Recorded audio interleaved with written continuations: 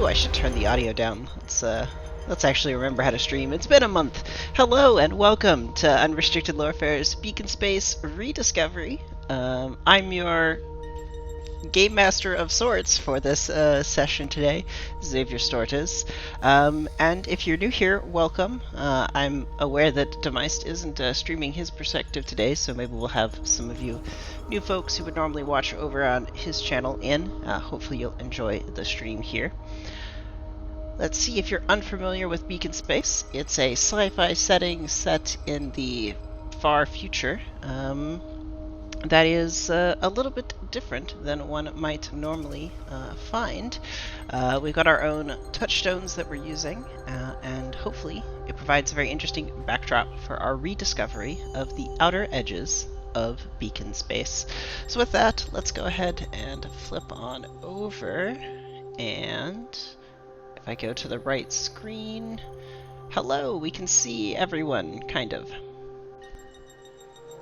Should the rest of you introduce yourselves then? How about Gecko, you want to go, or Indifferent? Yes.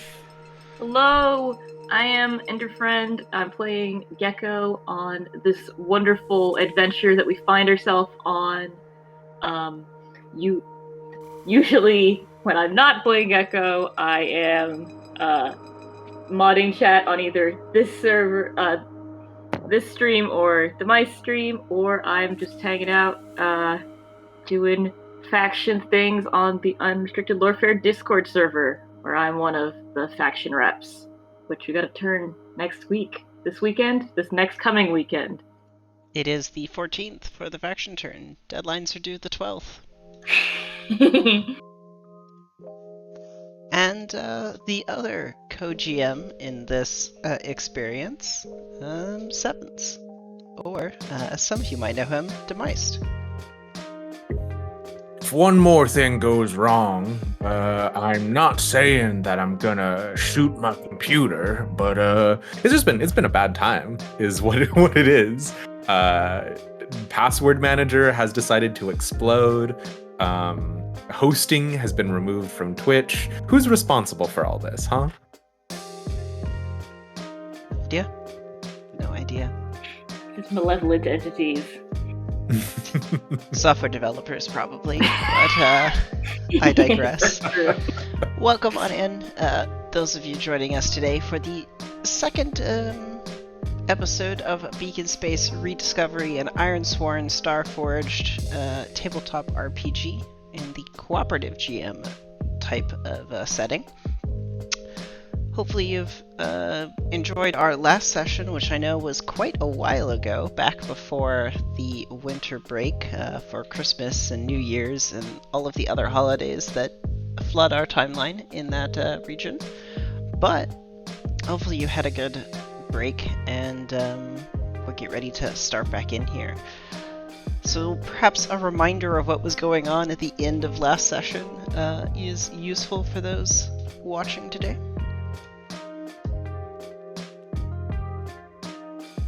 So, Alright, so basically where we last left off is that we were leaving Eternitas Station? No, we're trying to go back to Eternitas Station. Oh, that's right, we're leaving the Nero Station. Yeah, so we had finished off our current adventures on Nero Station with the idea that we're probably going to be going back at some point. We're heading back to Eternitas Station to drop off the fuel we'd found, and travel on our merry way. And while doing so, we had encountered a larger ship who wasn't too happy that we had apparently somehow obtained something that they something of theirs, which we didn't know about, and is potentially going to cause a problem for us. We don't know. That's what we're going to have to find out today. Yeah, scrappy crewmate Evelyn Shen has totally smuggled a crate on board our vessel. I think it was a crate of something. Bleed rocks? Bleed something. Bleed crystals, I believe. Bleed that one. Maybe I should update our notes. Crate of bleed crystals. Hidden on the... And I should say IFS Legacy, I guess, rather than ship. This is true. Maybe these notes could, work that way. But, we were last faced off with that MDS Sovereign Skies hailing us down as we went to leave. We have a new captain for that ship. I believe we have Captain Dex Lontok. How do we want to roll our intro?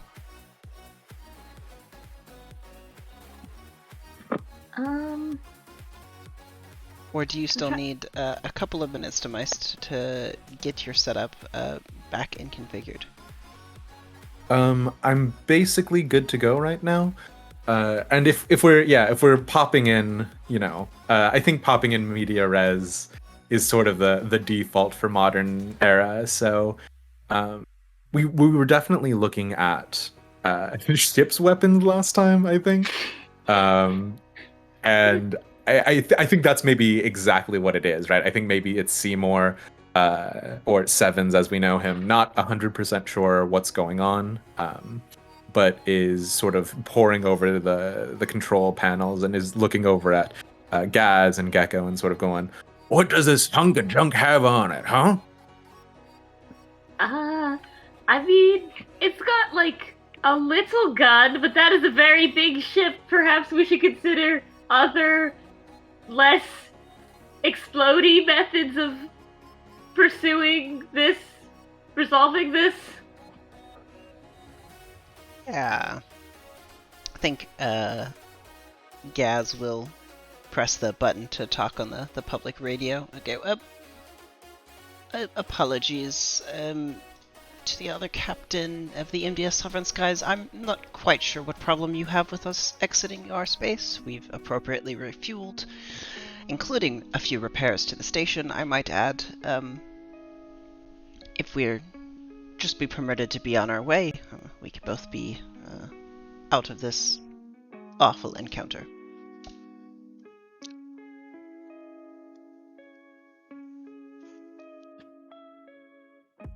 All right. Nope. Should I make a move or something? I was gonna ask if you wanted to do the captain or if you wanted me to. If you have a vibe, go for it.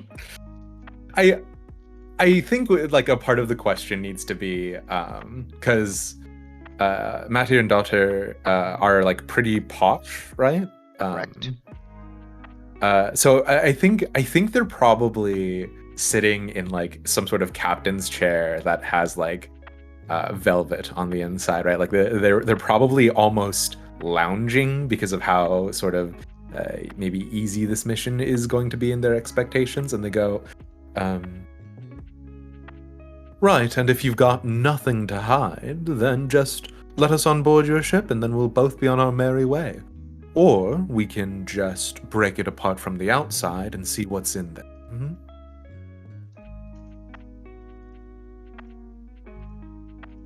And yeah, I think if some sort of move here would make the most sense, because like this is an attempt to maybe find out what they're talking about, right? Maybe try to dissuade them from their current course of action. So what are you thinking you're going to do there, Gaz?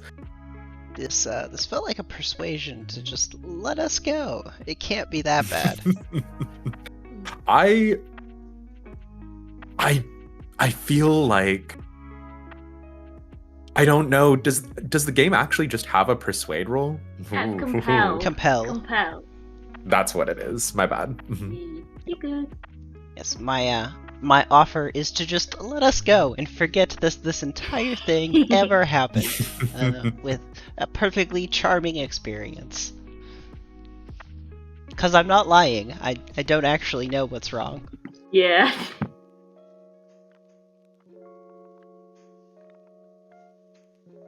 Let's go ahead and make this roll. Let's. What's the worst that could happen? Oh, don't say that! Don't say that in front of roll 20. That's quite about the worst that could happen. Boy. I got a 1 on that action score, and the challenge dice were a 5 and a 10 for a complete miss.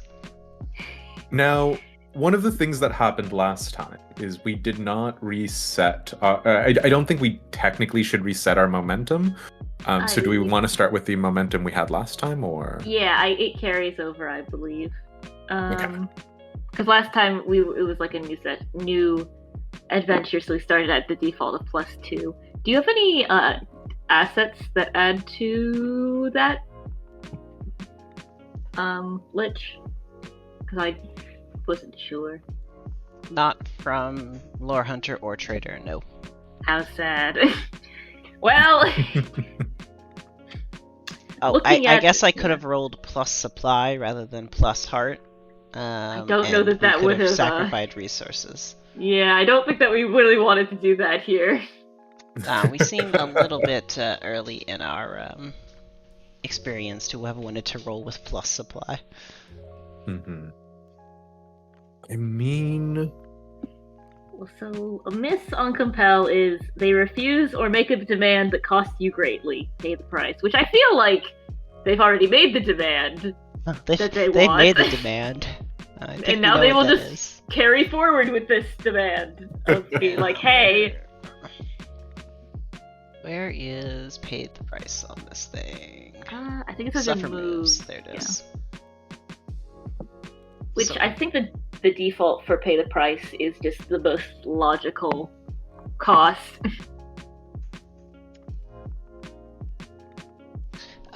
Withstand damage when your vehicle faces a damaging situation or environment. I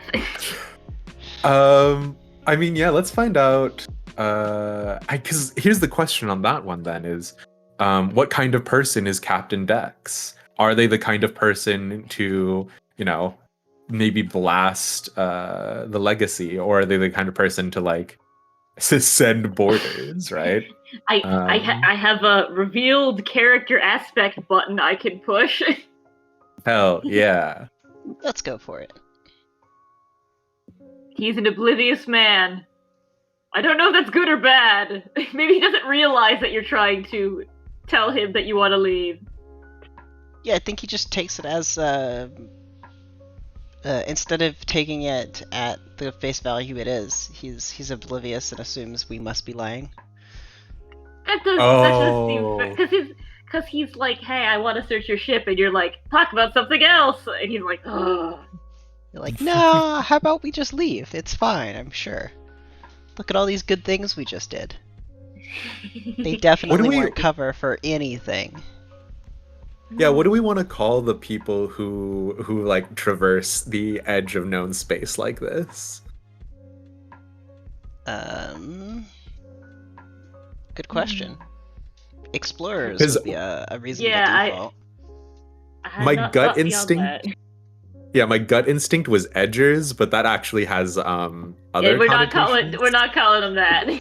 I mean, we could call it anyway. The only other one I came up with also had connotations, so it was different, but no. Okay, so he probably goes, you scavengers are all the same. If you don't prepare to receive my team, again, we're just going to blast the ship wide open. You're not associated with us, and frankly, we could have just come across you doing a bit of piracy. There's no one who knows you're out here. Yep. I think with the thing muted, Gaz goes, that's not quite true. Somebody knows we're out here. It's very true. Speaking of integrity, though, what should the integrity of our ship be at? It's not marked. Probably max.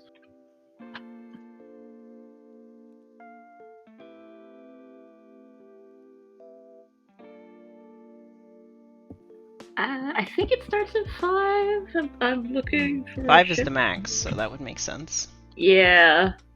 Because I think, same as we have 5 health, I think the ship has 5 health. Okay, just to make combat easier. Yeah, so to finish paying the price, then I think we do go with withstand damage of some sort. And so I need to roll this. So I'm just going to consider this minor damage, so that takes the integrity down to 4. Being total integrity is now 4. Nice. That's a weak hit.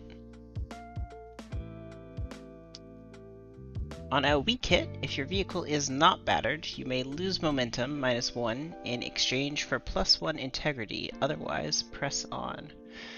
I'll take a -1 to my momentum to get the ship back up to 5 integrity. That seems reasonable.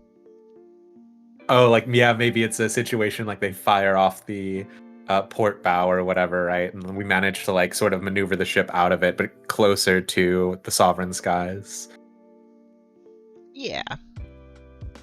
They're corralling us in, not letting us escape. Listen, boss, I'm not saying that I think we should fight him, but I am saying, this guy's already made up his mind that we're the criminals. Why not play the part, huh?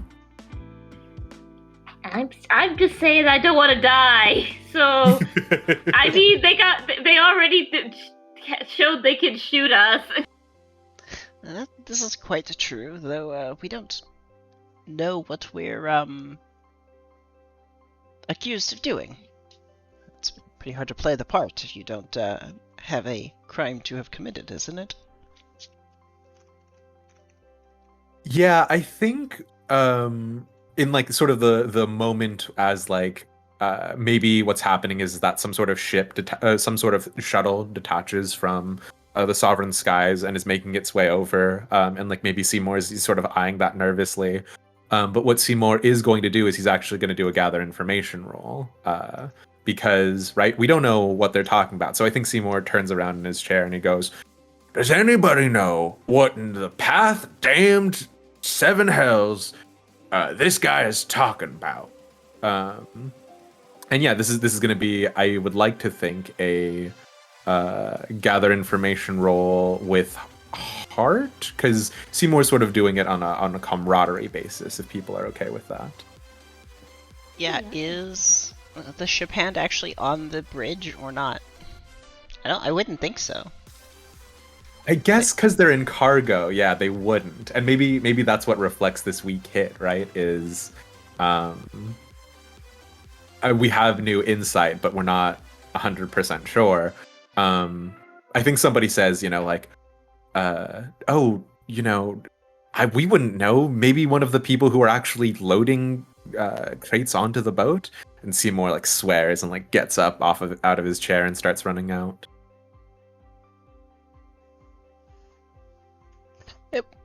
Do keep in contact. I suppose we'll welcome the delegation from the NDS Sovereign Skies, seeing as we don't have much other choice. Yeah. Do you think they need snacks? I don't think we have any snacks. That might be a problem. I'm sure they'll be fine without snacks.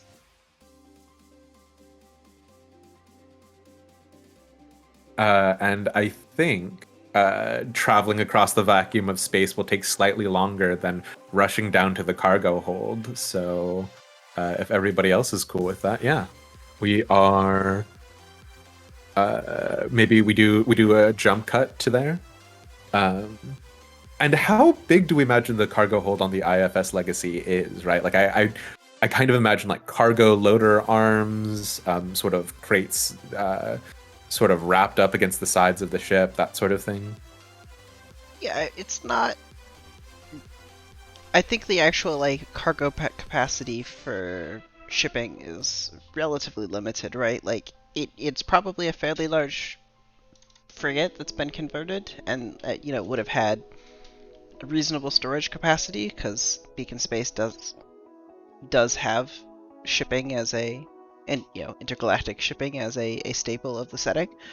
But I think given this exploration vehicle, like a lot of that space has been refitted into like water reprocessing and additional power plants and other like storage for consumables on board that we need during exploration, and you don't need that you don't need all the storage space for in beacon space, because you're always like a couple of days away from a developed planet, right?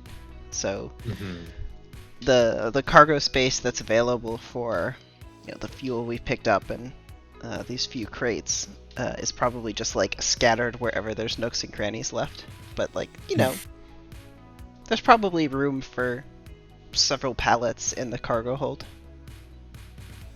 Yeah, I think that's perfect, right? Is I come down and I sort of like cast about, and I think the fact that things are so unorganized maybe plays into our hand, and Seymour's mind is sort of reeling. He's thinking about it not from the perspective of do we have something to hide, but he's assuming that of course Gaz, being the financially minded individual he would have stored all sorts of illegal goods down here.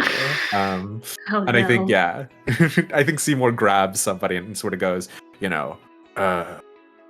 listen, we need to know what exactly is going on, and we do not have much time. So either you fess up or you show me where it is. And Gaz, how sort of disciplined do you think your crew is? I mean, fairly well disciplined. I think it was established you were one of the most recent additions. And this crew has been running cargo deliveries with Gaz for quite a while, even if they haven't been an active explorer. Because what I'm thinking we could do here is, gather information was what we were doing earlier. Seymour is not the guy who pays their pay stubs. Also, they probably don't, like, maybe they've heard over comms or the rumor mill already, but like they probably don't know what's going on. So I imagine this might be a face danger thing, right? Like maybe the cargo crew are like pretty close knit. Maybe they're pretty organized in their favor. So maybe it's sort of like a who's this guy think he is coming in here and telling us what to do. What do you guys think? Sounds reasonable, yeah. Especially given you're accusing them of having illegal goods. They definitely have illegal goods, of course. Of course, sure. And so they all look offended that you would accuse them of having smuggled illegal goods into the ship. All of them, of course, including our sweet Evelyn Shin. Yes, most especially them. Look, you gotta look extra offended if you get caught. Yeah. Oh, I think this is perfect, right? Is like, so the success in facing danger here is that probably a couple people turn and look at Evelyn, and Seymour like sort of clocks that, and then I think someone pops up and if people are comfortable with it, I am going to say I'm just gonna endure stress here. Sure. And that's just sort of the stress of the crew not being, sort of on our side, not being on my side, and I'm doing it with heart because I'm just talking to normal people. Perfectly normal people. Fantastic. You're good there. Yeah, so well, thank God, because facing stress has actually got some pretty serious consequences. So, to redo it, I'm rushing into the scene. I'm like, fess up or get out, and they sort of look around confused. A couple people look over at Evelyn, and I think I hit like whatever the communications device is, probably something sort of attached to the helmet, and Seven says, "Guys, now, okay, here's a question. Could I show you a feed through... Yeah, you know what? I'm just going to say it is. There's some sort of feed through Seven's goggles, and they're directly looking at one of your employees in the cargo hold. So we cut back to the captain's crew where Gaz is taking a seat and in front of their chair they have a holographic display pulled up. As we cut back in, it's got all kinds of like important information. There's emails on one panel, there's like ship stats on another. The center screen has a camera tracking the shuttle from the MDS Sovereign Skies, and like a whole bunch of other information panels and just status bars. And like we just see the entire thing swipe away, and it goes to a full screen view on this video feed. And like Gaz almost looks startled, but I'm sure you've done this to him plenty of other times that he's starting to get used to it. He just goes, I would appreciate if you ask before you take over the display. It's a jarring experience. This one. And, you know, there's like a big, like, spacesuit gauntleted hand as he, like, reaches up and points at Evelyn. Do you know this one? Evelyn? Yes? Evelyn. And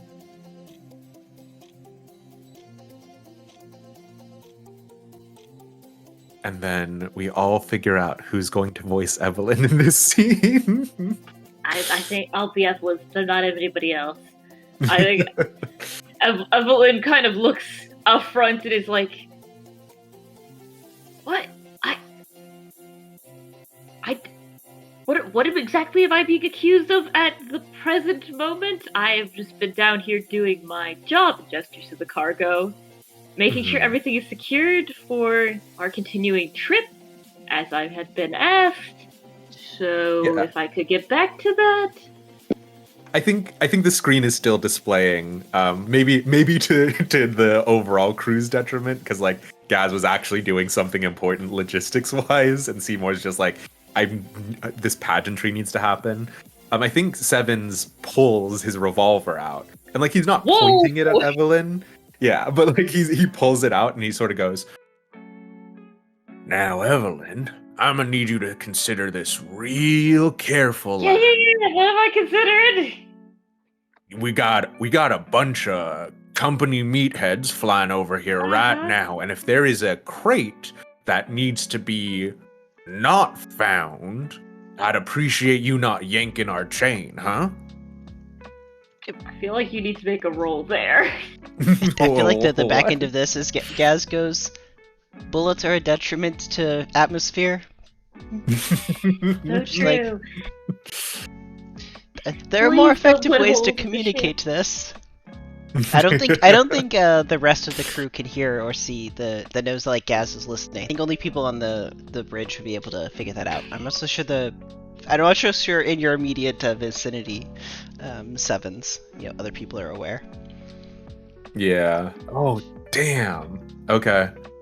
I mean, hey, I'll take a weak hit as opposed to a miss. Let's see what that is on to compel. You pay the price. No, a weak hit would be... Oh, that's right, yeah, it was a complete miss where you paid the price. Yeah. Weak hit is just... They do what you want or agree, but there's a complication or a demand. What is the counter offer? So, I think she's like... She kind of like looks around like, oh man, I've been rumbled. It's like, okay, keep it down. You're gonna have to be a bit more specific about what you're actually looking for. Cause like,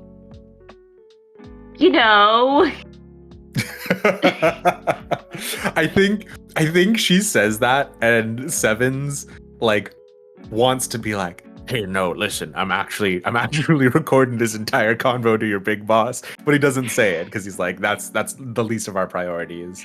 And Sevens goes, "Listen, we're looking for something with a Mater and Daughter seal on it, something we would have just picked up from that station we just were at, Nerio, so it's gonna be recent."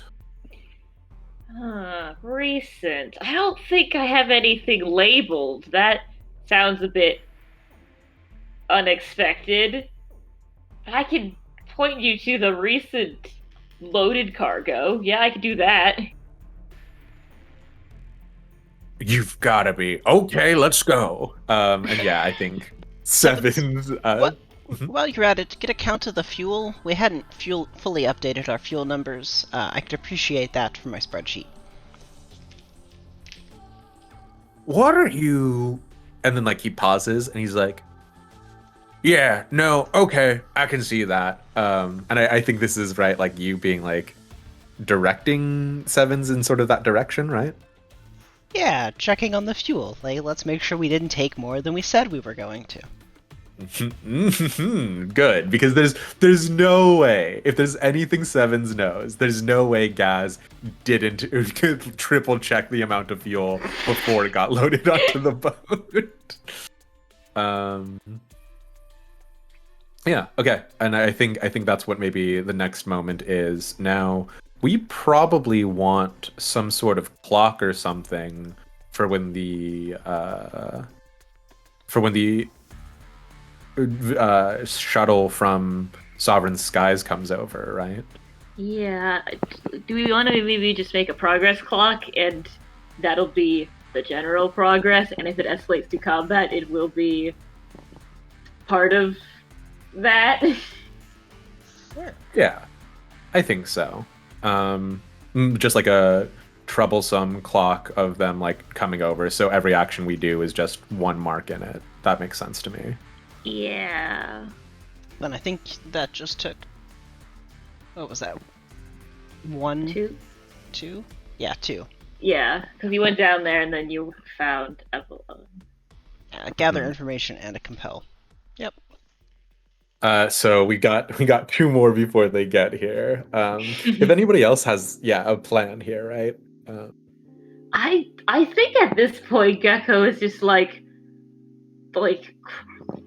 gone over to their array of shelves of parts. It's just like, okay, where are the things to put in holes? Where are the they were like, please don't let it be shooting, and then Seymour read off and they went, okay.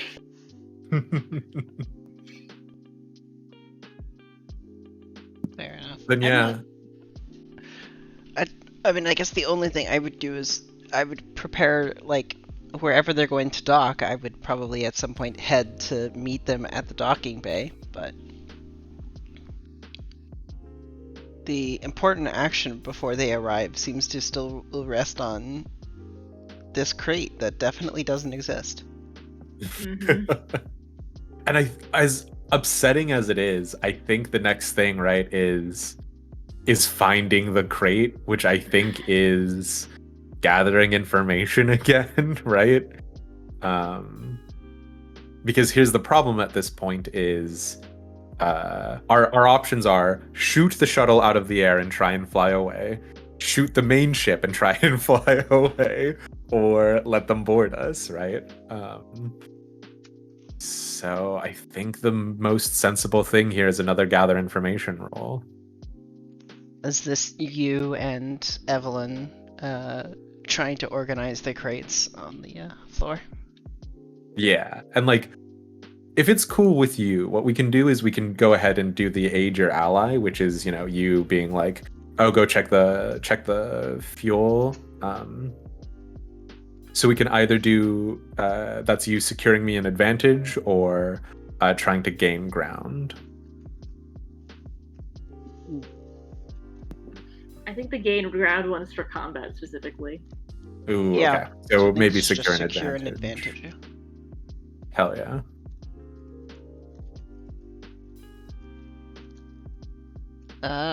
This feels like resolve command or social ability Yep. plus heart. Nope, I am absolutely not useful. The good news I'm is totally that- wrong in what I think my crew might have smuggled.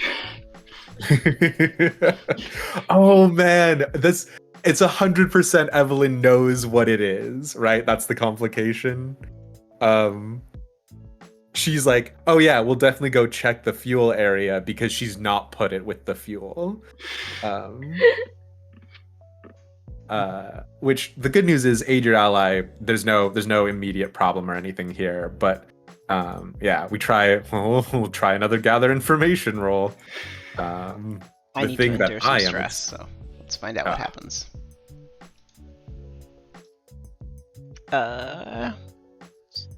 Feels like 1 spirit. Yeah, I think that's fine.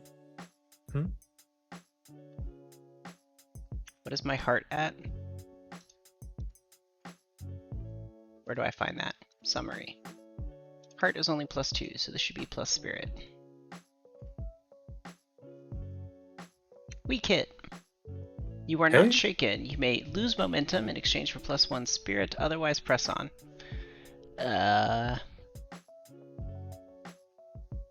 I'm fine. I'll stick with my -1 spirit.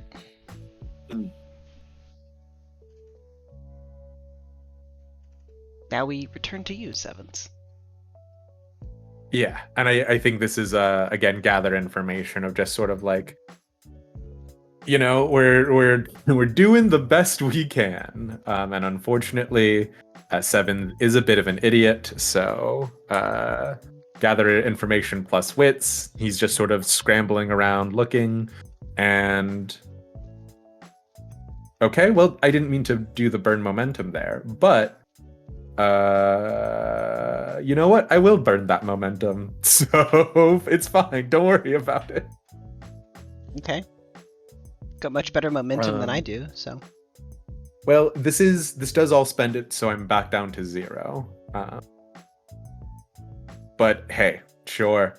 This is a strong hit, which means we discover something helpful and specific, like where the bleed crystals are. The path you must follow or action you must take to make progress is made clear. Envision what you learned, then take 2 momentum. Don't mind if I do. And I mean, I think this is self-evident, right? It's maybe Evelyn tries to give the ring around. Maybe it's the fuel situation where Gaz is like, you know, be sure to recount it, and he's like, yeah, I guess I can recount it. And there's definitely like a couple of seconds where he's going through this, and he's like, oh, Gaz doesn't actually want me to do this. What is he talking about? Maybe Evelyn just breaks. Ooh. I had something that might happen as well. Perhaps, she's not the only cargo person. She put the box somewhere else, and someone went, "Oh, this box is in the wrong place. Let me go put it back with all the new boxes." Oh, that's both of those are so perfect. Yeah, like maybe Seymour's counting, and he's like, "This can't be it." She just you see her look at the box, and she kind of shifty eyes, and you go, "Huh." Like, why is this box here? Yeah, and then we crack it open, and inside, instead of like fuel power cells or whatever, right? It's I mean, I don't even know how to describe what a bleed crystal would look like, because it's definitely got to be in some sort of like container capsule, right? It would need to be in a secure crate. Like the crystals, if they shatter, something bad could happen. Yeah, I think we crack it open a fraction, and Sevens looks at it and goes, "Yeah, guys, were we planning on carrying anything like this?" And he steals the screen from you again. I'm sorry, were we planning on what? Is he like, he's again surprised by the screen being taken over? Yeah, and he makes sure that the camera sort of points in at the crate and at the bleed crystals. Those aren't in inventory.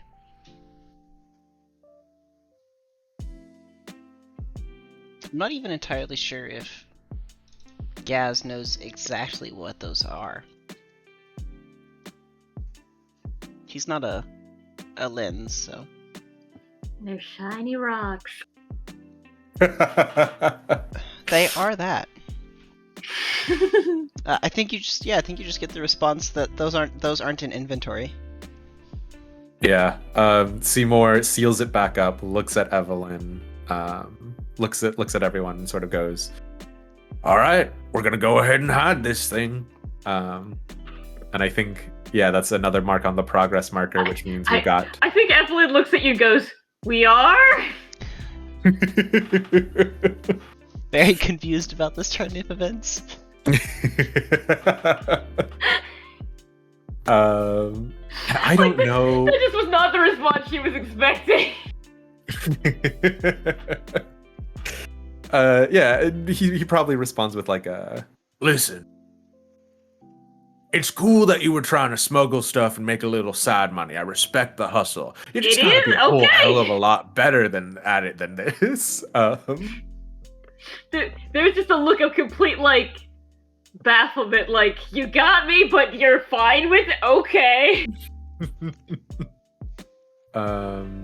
Were you still streaming as you said that to Gaz? Oh, absolutely, yeah, 100%. I think Seymour starts hearing, because again, Seymour's the only one that can hear Gaz in this conversation. It goes, "You're siding with them. Apparently they're the one responsible for getting into this mess." And it just like Gaz goes off on like a mini rant into the microphone that I'm sure Sevens is just like tuned out by about like the second sentence. Mm-hmm. Dies off to no effect. Yeah, and I think what makes the most sense here, if you guys agree with this, is just securing an advantage, right? Of like, boarding crew is about to be on. A strong hit would represent that, like, we hide it really well, etc., etc. If that feels good with you guys. That sounds reasonable. Okay, and of course it's going to be using Shadows, which is Seymour's greatest attribute, at a solid +1.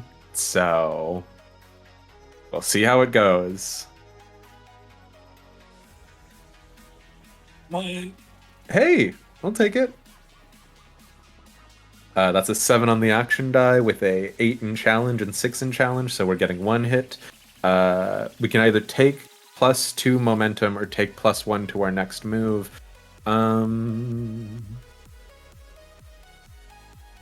I think we're gonna go +1 on our next move to add that to the modifier, right? Of like, Gaz is coming down to receive the boarding crew. And I don't think this is a particularly good hiding place. I don't think Evelyn does like a Han Solo and like hits a panel which pops it open, and then, you know, I think it's just sort of like smushed between 2 boxes of rations. And maybe they're like especially uninteresting rations that like have some sort of like smell to them that makes them unpleasant to be around. And Seymour's like, good enough for government work, and just sort of slaps the box. I think Evelyn kind of looks at it, just like takes like a box of what's basically cereal and just kind of pours it on the top, like, there we go. Yeah, and we turn around, and now it's Gaz's show. I guess we see Gecko. Are you with Gaz as they're like standing outside the airlock? Probably at this point, they've gone through their array of shelves, and you're like, okay, I know everything is, and then it's like remembers that people are coming. It's like, oh no, and like kind of scampers over. Fair. Maybe you get there right as the like interior portion of the airlock cycles. I think Gaz just like gives a polite nod to the recipients of the NDS Sovereign Skies. How many people do you think came over, and does that include the captain? That's a fascinating question. The one character trait we know about the captain is that he's oblivious, so maybe he's not aware of the danger to himself, so he comes over. I mean, makes sense. Sorry, I didn't mean to cut you off. Oh, I was gonna say, we also, out of character, know that he is looking to escape from something. So maybe this man has a lot going on and is just like, maybe I will just get on another ship and go. He's living on the edge.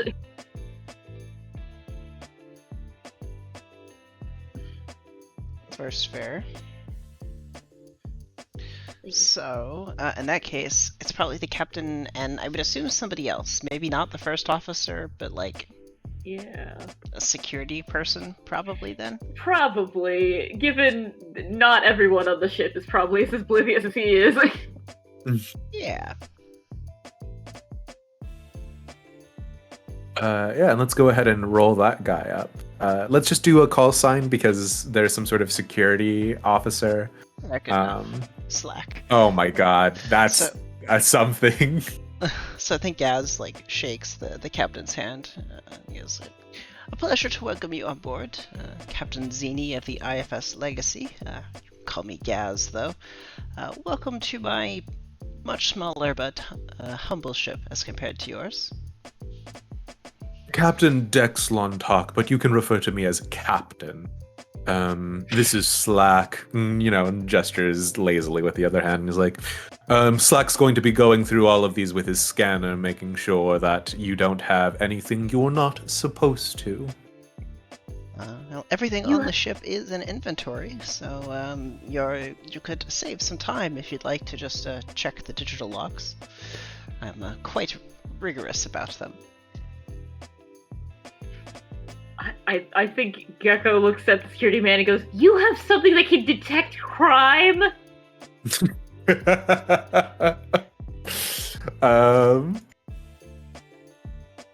And yeah, Slack looks back at you and sort of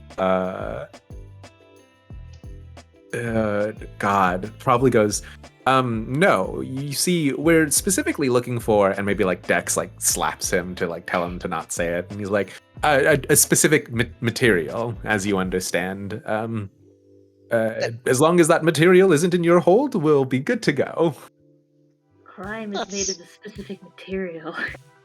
See, Captain, that's quite vague. Unfortunately, there are lots of materials being stored in our hold. We have all kinds of rations, but as you can imagine, for the diverse crew, requires all different kinds of food samples, and, well, we've got fuel for the station, we have our ship fuel, we have even some raw resources and supplies needed to fix the hull, and perhaps even build craft. We've got exploration suits on board.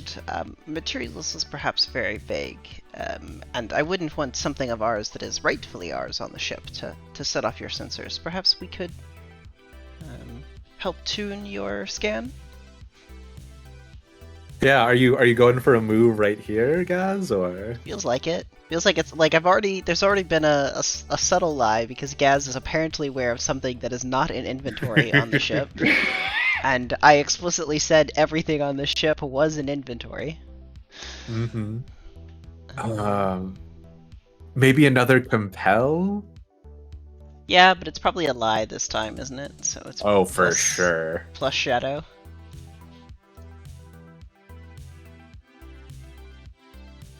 There's a +1 on this roll, correct? From the modifier? Yes, you do get a +1. Oh no, I should quit rolling dice. No, Gaz! This is the thing, though, right? Gaz is not maybe the world's smoothest talking fast talker, yeah? Apparently not with lying. I'm supposed to be okay with the rest of the chatting things. Remind me, what does... it's only when I get to negative momentum that I need to worry about the fact that it's at 0, correct? Yeah. Okay. Yeah, because then it will cancel your dice if the dice matches the negative momentum you're on, I believe. That sounds right. Okay, so compel. On a complete miss, they refuse or make a demand which costs you greatly. Pay the price again. Done that a lot recently. Yeah. Well, because pay the price is usually just do whatever the most natural next step in the scene is. I think which in this case seems like they just they push past proceed and with their start scan, scanning. yeah. Don't let us help. Maybe I just lose momentum here. Hey, I think the thing here, though, right, is the move was try and intercede, and really I think it's just they just don't listen to you, yeah? Because it's not like you're threatening him or you're making some bigger thing. You're just I've got a manifest you can look at. I've got and the guy is just, maybe it's because he's just so oblivious, he's not sort of paying attention. But I think the consequence, you don't take a loss to momentum or anything. I just think he just brushes past you. I think the consequence is maybe a blow to ego more than anything else. Maybe. The blow to ego feels like a momentum hit, so. Yeah, I mean, fair enough. Hey, this is the thing though, right? Is like, we can definitely do that. We're the game masters, so I don't want you to take a -1 to momentum for the overall adventures of the legacy, but you know. I'm now at -1 momentum. Let's go. No, it's fine. It's only -1. We can recover easy. So, I'm sure. But yeah,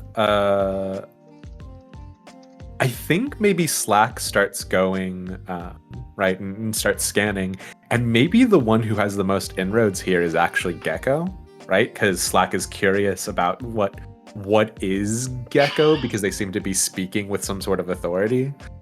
So like Slack starts takes out this handheld scanner thing with like maybe 2 prongs at the top, and it's just beeping very lightly, but keeps looking over their shoulder at you. I think Gecko is honestly like, as usual, they're up on the wall, and they fully kind of like go over to where he's pointing it. He's like, so how does that work? You said you can't tell me what it's looking for, but what does it do? Yeah, and I think Slack might start going into some space mumbo jumbo, right? About like, well, yeah, there are ions that are misplaced by proximity to, right, and just like nonsense, just like but I think he's fairly responsive, right? So if there's any sort of inroads Gecko wants to go. Yeah, I'm trying to think. Because I don't know that Gecko is doing this intentionally, but I feel like this could be an avenue as a kind of like distraction/delay. Because now it has been revealed they are looking for a material, meaning hiding it in food is not going to help. So perhaps someone who is aware of that, if we successfully delay, could do this. So I'm trying to think what the most corresponding move might be for that. I mean, I guess it's a kind of face danger, but not in the, with the harm being that if it doesn't go well, they're just like not delayed.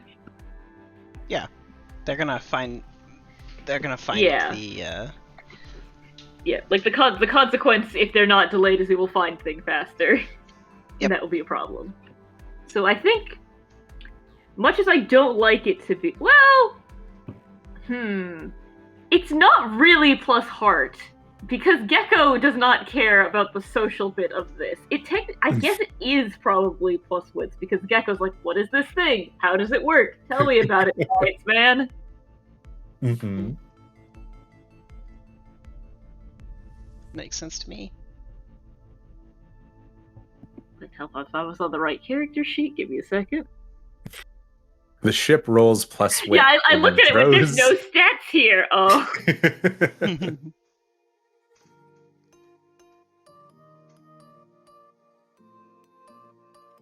A weak hit. I succeed, but not without a cost. Make a suffer move. Where are the suffer moves?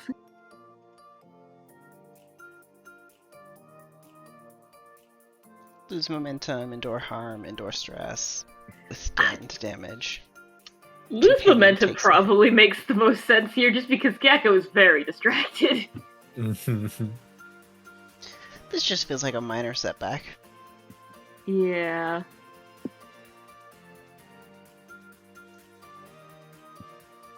Yeah, it actually just says it's a -1 suffer move in the text. Nice. Yeah. So there is a distraction, but Gecko is very occupied, which makes sense. That does indeed make sense.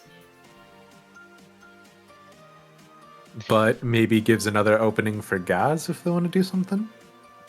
I think Gaz goes after the captain and goes, "Oh, well, while your security completes their scan, perhaps you'd like to join me for a coffee or tea or hot beverage or cold beverage of your choice in the break room. It's the only real place we have to have a private conversation, captain to captain." Yes, well, I suppose could trouble upon you for your hospitality. And yeah, he sort of like casts an eye about. And maybe like there is a moment of like the captain to captain does like hit him. Of like oh yeah, you are a captain, aren't you? I guess this is your ship, isn't it? And yeah, what move are you making there, Gaz? I don't know if there's a specific move there other than removing him from the current scene. Okay. He's I oblivious, think so I think he just goes with the action, right? That doesn't Yeah. seem like he's going to resist being offered the like. It's gonna just like click that that's the like, well, that's the standard thing to do while we're visiting another ship, even ignoring the circumstances. Yeah, of course I would just go for a drink. yeah, I think that's the case. He's not security, so he probably is like. Do you happen to have any sort of any liquors from Tellas? It's been a long time. We've been out. We've been out in the frontier of our known sectors. Yes, the Cactus Oasis Bar and Casino, in fact, had the pleasure of stocking us up when we were last there. I hear they had some dragonberry cactus water. It made a good mixer from what the bartender passed along. I'm sure I can make you up one of those. I'm no true bartender myself, but head right this way, and perhaps this conversation results in Gaz being able to take the heart and recover move when you socialize or find a moment of peace. Roll plus heart. Hell yeah, that sounds good to me. Right. Hey, that's a strong hit, finally. Yay! You find companionship or comfort, or your spirit is strengthened. If you are shaken, clear the impact and take +1 spirit. Otherwise, take +2 spirit. Well, I can only take +1, but that's fine. I am now back up at +5 spirit. Nice. Nice. And is that a good place for a break for us, by the way? It might be. Oh Perhaps dang, we'll it's take- already 7:30. Holy moly. Indeed it is. Perhaps we'll take a quick 5-minute break here. Everyone can go get their own hot beverage of choice, alcoholic or not, as has been discussed. And if you have Dragonberry, apparently that would be the flavor to choose. But we'll see you back here in just a few minutes. Hey, we're muted. This week on Kangaroo Court, did slippery celebrity defendant baby TV anchor Elle Calvert conspire to poison the prosecution? Watch now on Kangaroo Court, where good justice is never blind. Fair and balanced, only on BBTV 5. Brought to you by the New Eden Gene Bank. Be a better you. Silent Night Cargo Concerns. We invite travelers to the sector of the brilliant world of Tellas. Be it for business or pleasure, Silent Night provides swift and secure transit for visitors of the Center System. Cutting through the red tape, our dedicated teams will make sure your passes and permits are squared away so that you don't have to mess with the hassle of bureaucracy in your travel plans. Our services go beyond simply for your person. As our name implies, we handle a wide range of cargo concerns, be it a porter service that can get your holiday bags straight to your hotel room, to providing storage facilities, or even negotiating bulk goods through local customs. We've got you covered. Through our affiliates in Falufo Kaliki, we offer half-hourly shuttle services from the bountiful TTGI station to the planet's many floating cities.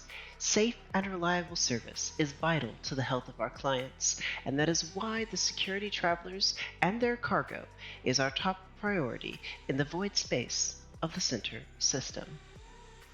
Call now to ask about our Guardian Protection Package. Become healthier.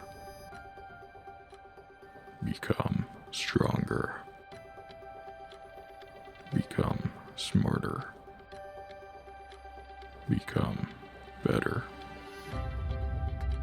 At New Eden Gene Bank, we offer plans and opportunities for people like you who want to break their limits and rise to new heights. Visit your local branch today for a consultation. New Eden Gene Bank. Be a better you. Proud sponsors of BBTV.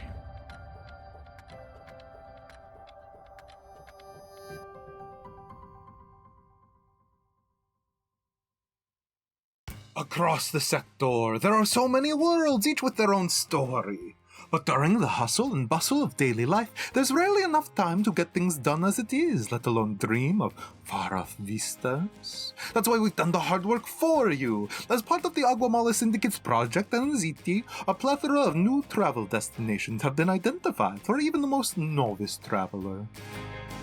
Visit one of Fortuna's 5 cities for a day of shopping in the bazaar, or travel Gome's icy peaks to see its breathtaking views. A fan of forests, El Arpon offers hiking trails through unique biomes that will fascinate even the most experienced travelers. Quetzalcoatl's ruins are sure to be a hit with those looking for a fantastic photography experience, and for those more inclined for a trip to the high life, Calypso's resorts provide an ideal luxury getaway. Whatever your interest, we're sure that we can help you plan your perfect vacation.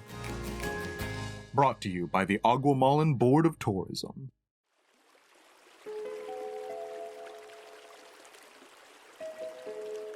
Are you looking for that perfect island getaway? The destination vacation of your dreams? Then Telos is the place for you. Visit the floating cities of Telos, modern marvels of nature and engineering from the great minds of Cartacook and Helicitis, built on the backs of gentle jellyfish giants. Experience the wonders of life like never before as a tropical paradise comes alive to serve you. A city of living green traveling over blue horizons where you don't become one with nature, but nature becomes one with you. From riding on the backs of whales and dragonflies to lounging on gentle lily pads and inside of fragrant flowers, or a million other things in between, there's always something for you on Telos. Telos, a world made for you.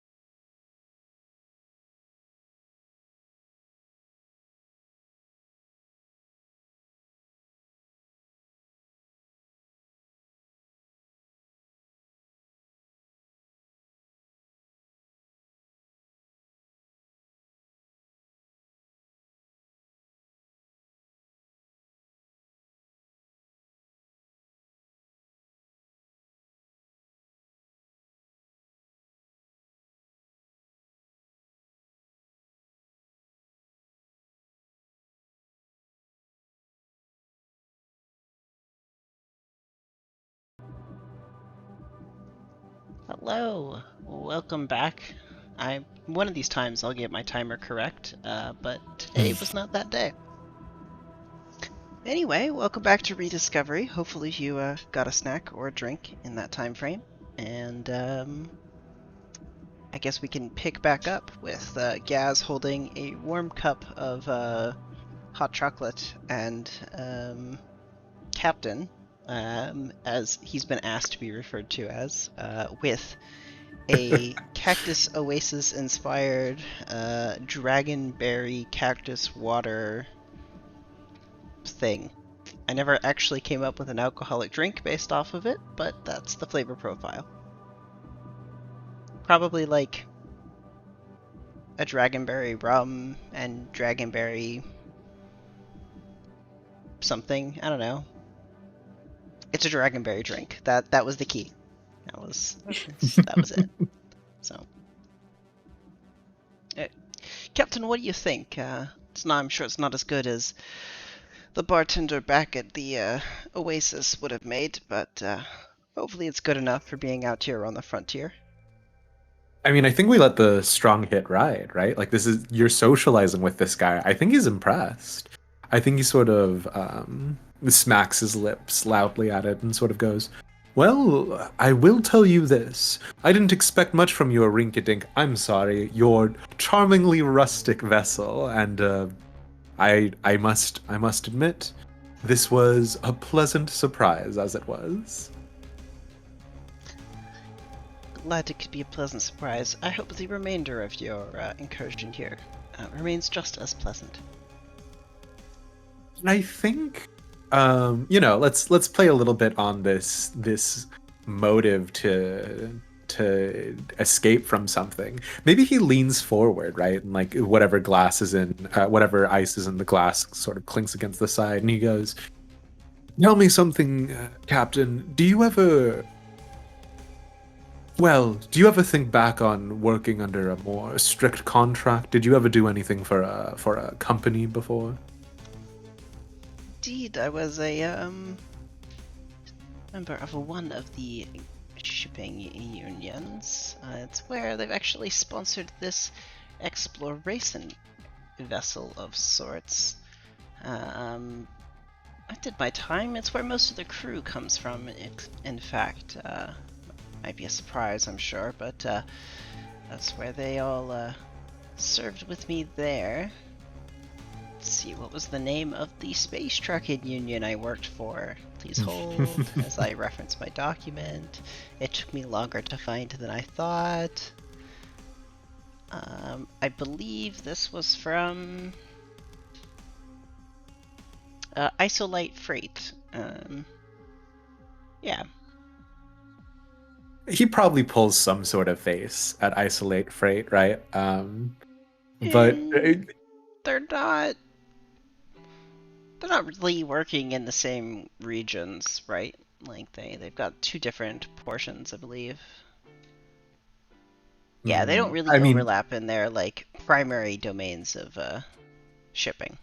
So maybe he does still make a face. Yeah, but the face is mild confusion. But yeah, you say from Isolate, and the more appropriate response would be sort of like a vague expression as he's nodding and trying to recall what he can about it. And he goes, to be free and wandering amongst the stars like you are, it's enough to make a captain jealous. And I think he like maybe takes another large sip out of it. That does beg the question then, what you're doing this far out. Most of the standard delivery operations don't contract out to the rim. It's too dangerous of a delivery for most of the safe exploration and delivery routes that the space trucking unions use. In fact, the delivery apps don't even list these as valid destinations. Yeah, and I think he looks at you and he shakes his head and he's like, "Well, this isn't polite conversation for polite company." And I think if we want to try and get something more out of him there, I think that's going to have to be a roll, unfortunately. Sure. I had to have gotten all of my bad luck out of the way, right? This feels like another compel, right? It sounds about right to me, yeah. Seems like we're rolling back with heart again. Weak hit. Hey?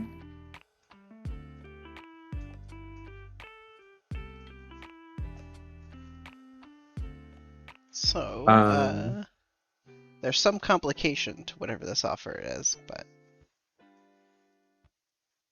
Yeah, you say that, and I think he looks at you and he goes, "Do you know Cassia from, I'm just now realizing we never named the ship. Do you know Cassia? She pilots another ship under the Marja and Dotir banner." I believe we may have passed, but not specifically. Well, it involves her, and more precisely, it involves, well, the thing that we're looking for. I don't know if you know what it's like, Captain, to live under the thumb of someone who should be your peer, but instead insists that they are your better, when clearly I should be already standing near the top. And like maybe he's a lightweight, maybe a little bit of his drink sort of sloshes out at this point. And he's like, "Captain, it would mean the world to me and to Marja and Dotir if you could assist us in the return of these stolen goods." And I think he's basically sort of, in a way, setting you up for an iron vow to him here. I think what it is that he's sort of opened up. He's sort of softer. He doesn't think of you guys as equals per se, but I think he's gonna try and ask you to swear an iron vow to him to help him out, and maybe he'll tell you more about his rich and illustrious backstory that we are randomly rolling. So I think Gauss just looks slightly confused and goes, I'm sorry, Captain, I'm still not even sure what you're searching for. Yeah. And I think he conspiratorially leans forward and he goes, "Do you know about those? Well, what's the term for them? Lenses, as they were?" I've heard of them. I've seen some of the strange things they can do, but not particularly. Not one myself. Then, I suppose there's nothing wrong with me informing you that they, well, we're looking for a crate of bleed crystals, and we suspect that they are on your vessel, as it's the only other one to visit Nerio Station in quite some time. Well, as far as I'm aware, the only thing we took on board was fuel, but I'm sure you could talk to my lead logistics individual. I believe you may have met him before. I don't know. He was in the comms room when you first contacted the ship. Perhaps Sevens could help you out. And I think maybe that's a good jump cut back to the cargo bay, right? As like Sevens is like standing next to Evelyn, looking at Slack and Gecko sort of go back and forth, and he's like, "Now, I'm not saying that I think we're in a real bad way, Evelyn, but I am saying I am tossing you under the first grav tank that rolls round." I mean, you're the one who came down here, started this. Oh, I'm sorry. Did you think leaving the crate in a pile of fuel canisters was a much better? I did not leave it there. That was Jerry over there. Just cuts to this oblivious random person standing in the corner like, hi. A true purple shirt. He's got a purple outfit on, black slacks. Yeah. Yeah, and if you'll forgive me, like, if you're gonna hand wave Ray the rest, please give me the credit for not doing that. And here's what I think we're gonna go ahead and try and do for for maybe the first one of these. I think Seymour is gonna try and make a connection with Evelyn here. And I think this connection is going to be trying to make it so that whatever Evelyn is able to do, whatever, all that jazz,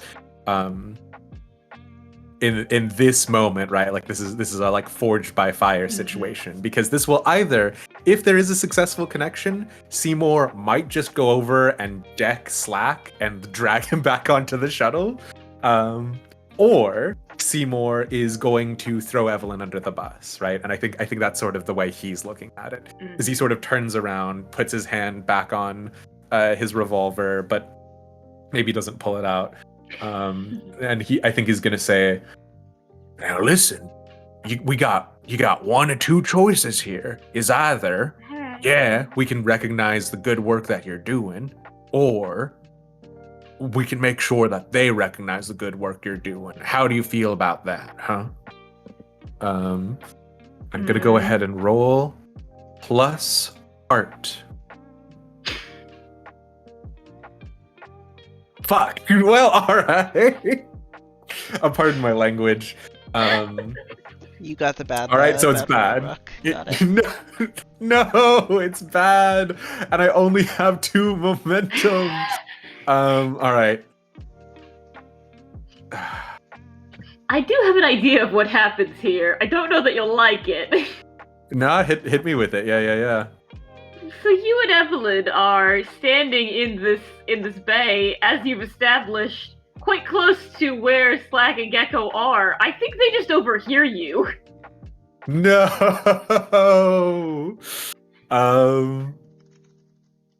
Yeah. No. That makes a lot of logical sense. Xavier, do you wanna actually take Slack? That makes sense. I think so. Slack just like looks to Gecko and goes, "I believe that's where we should be investigating."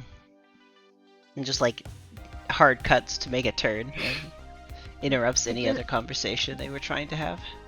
Yeah, Gecko has a moment of looking sad, and then follows after like, "What's all the noise?" And yeah, I think Seymour steps in front, maybe like pushes Evelyn away and goes,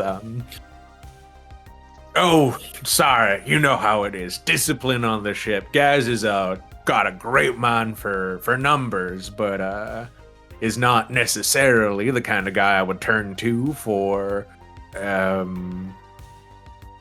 keeping the rank and file in line. You know what I'm talking about, right?"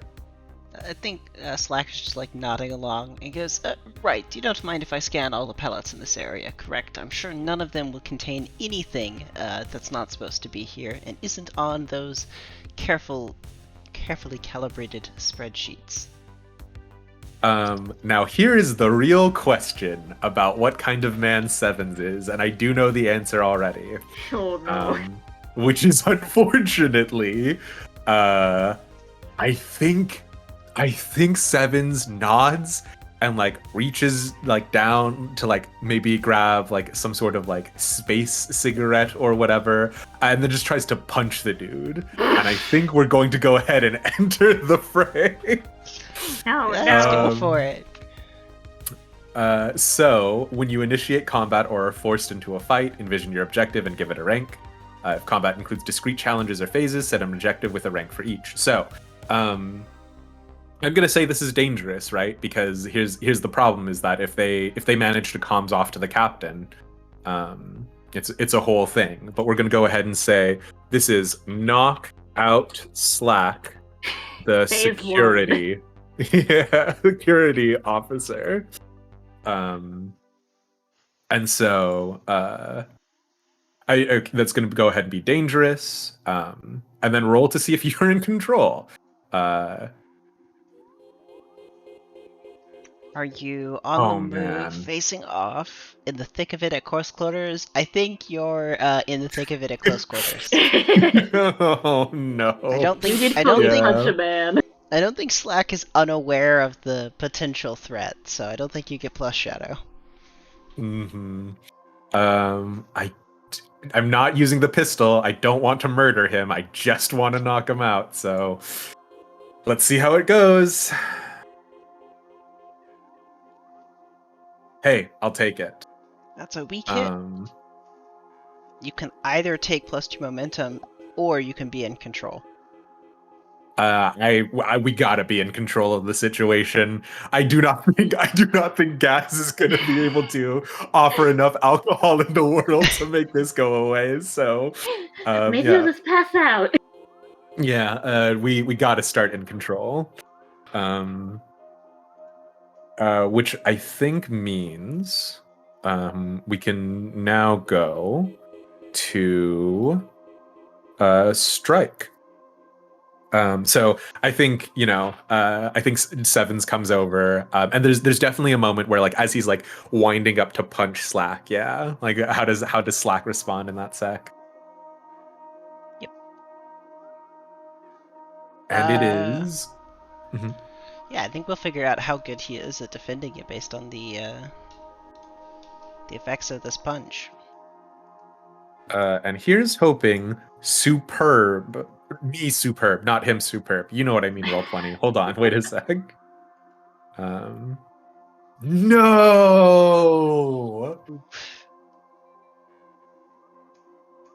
Oof.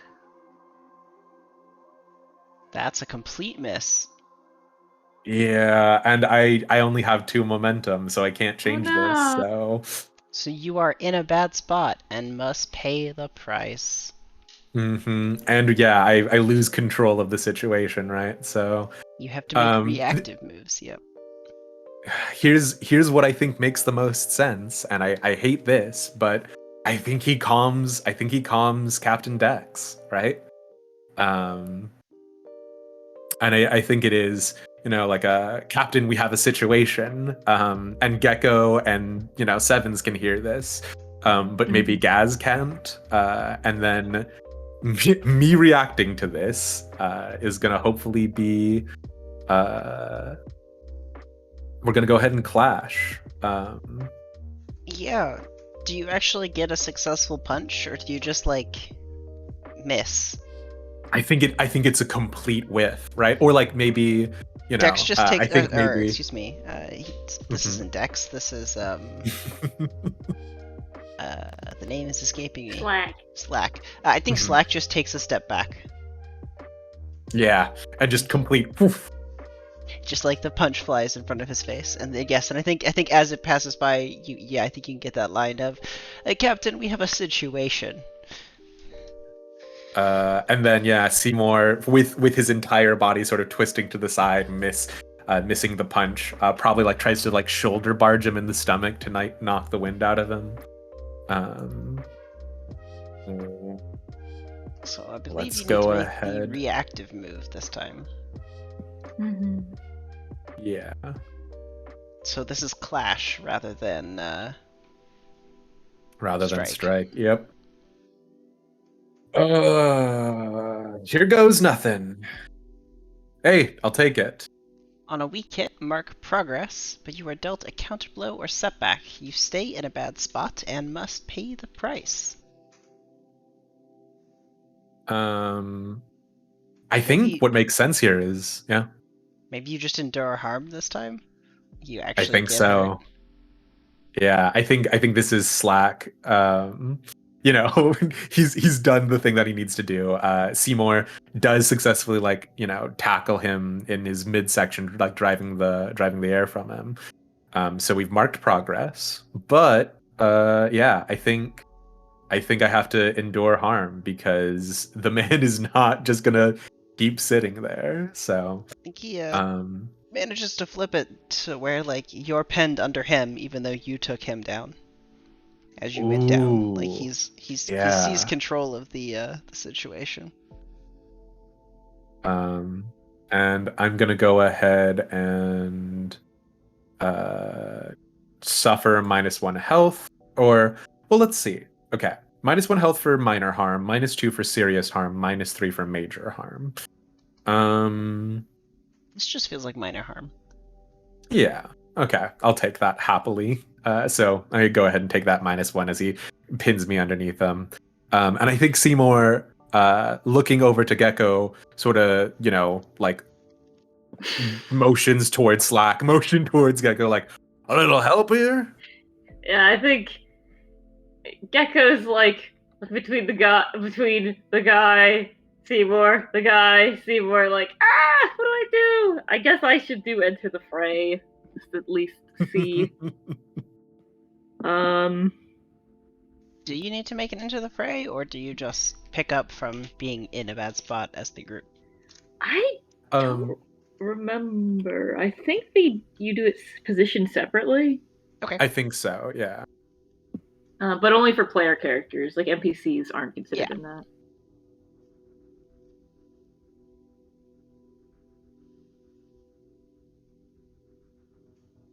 I was trying to think what stat it would be. Because I don't think that at the moment Slack is prepared for what's happening. But also my shadow is real bad. Maybe not prepared, but I mean, I'm not sure they're prepared for this to go straight into a combat, but Yeah. they're no longer unaware for sure, right? Like, they know you're there. Yeah, I'm just trying to think what it would be. I mean, it sounds, like Gecko's not jumping right into it, so sizing up the situation, being like, Yeah. B plus I wits. guess that's because I don't know that Gecko wants to jump on this man at the moment, is the thing, is that Seymour did fully just come over and punch a man, and so Gecko is a little confused. Yeah, so where is... There we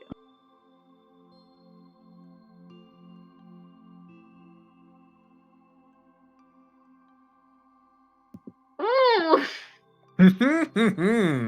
Our dice are doing great today. Yeah.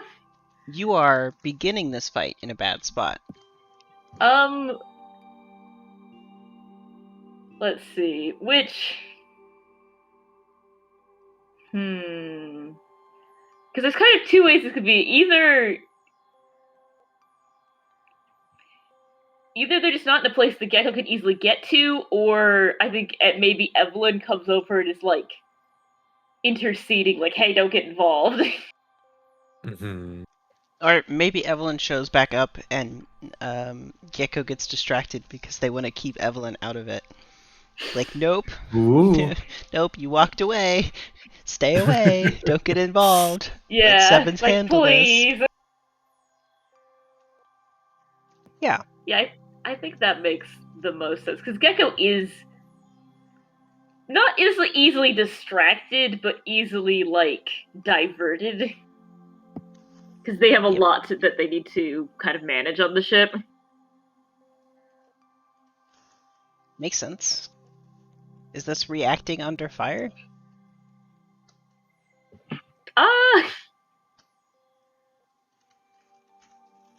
I think so, because Evelyn coming in here would be maybe an obstacle. I like that, yeah.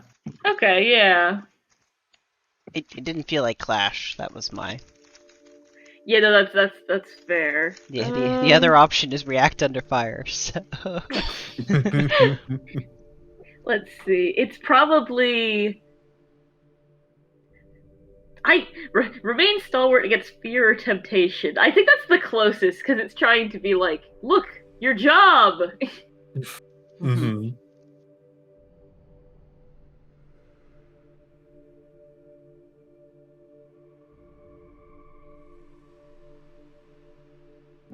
Nope. I think the problem, right, is that Evelyn is now definitely entangled, yeah? Evelyn's definitely involved. In fact, maybe Slack from their position, like, manages to get a shoe to throw at Gecko, but instead of hitting Gecko, it hits Evelyn. Oh, yeah, Or, I like that a grab something lot. nearby. maybe not a shoe. Mm-hmm.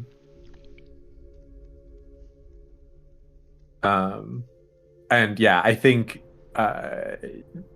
Seven's pinned underneath Slack as it is gonna probably try and clash out of there again, which only the heavens know how this is gonna go. But like he gets the shoe, he chucks it at Gecko. Maybe Evelyn accidentally gets in the way, and Seven's bucks from underneath him to. Yes. Strong hit. Mark progress twice. Yeah. So there's a moment where Seven's bucks gets Slack off of him. Maybe like comes over as all fights do. It's already on the ground. And Seymour gets on top of him and is like starting to like wham downwards, which was not what he wanted to do. He did want this to be a little bit more graceful. But best laid plans of mice and men. We're back in. I'm back in control. So, if you have something you want to do, Gecko, we can do that. Otherwise, I think what I want to go ahead and try and do is like maybe gain ground. I don't have anything imminently. I think Gecko is trying to like. They're not of much help in this situation because short of jumping on somebody, they're not very helpful. And they don't really want to do that because they don't really like hurting people. Mm-hmm. So they're kind of like, no, stop! But like in the way, like a little Navi fairy is like, hey, listen, and you don't. Yeah, no worries. I think that's kind of perfect though, right? Of like this guy has one shoe off. Sevens is on top of him. Gecko is flitting about, and there's just sort of like maybe a bloodlust going on in Sevens at this point because he thought this was going to be surgical, but now it's more akin to what he's used to, which is sort of a barroom brawl, as it were. So here we go. No! Are you joshing me? A complete whiff. Oh man, that blows so hard. Yeah, so do you want to describe how Slack beats Discord? I mean beats Sevens up?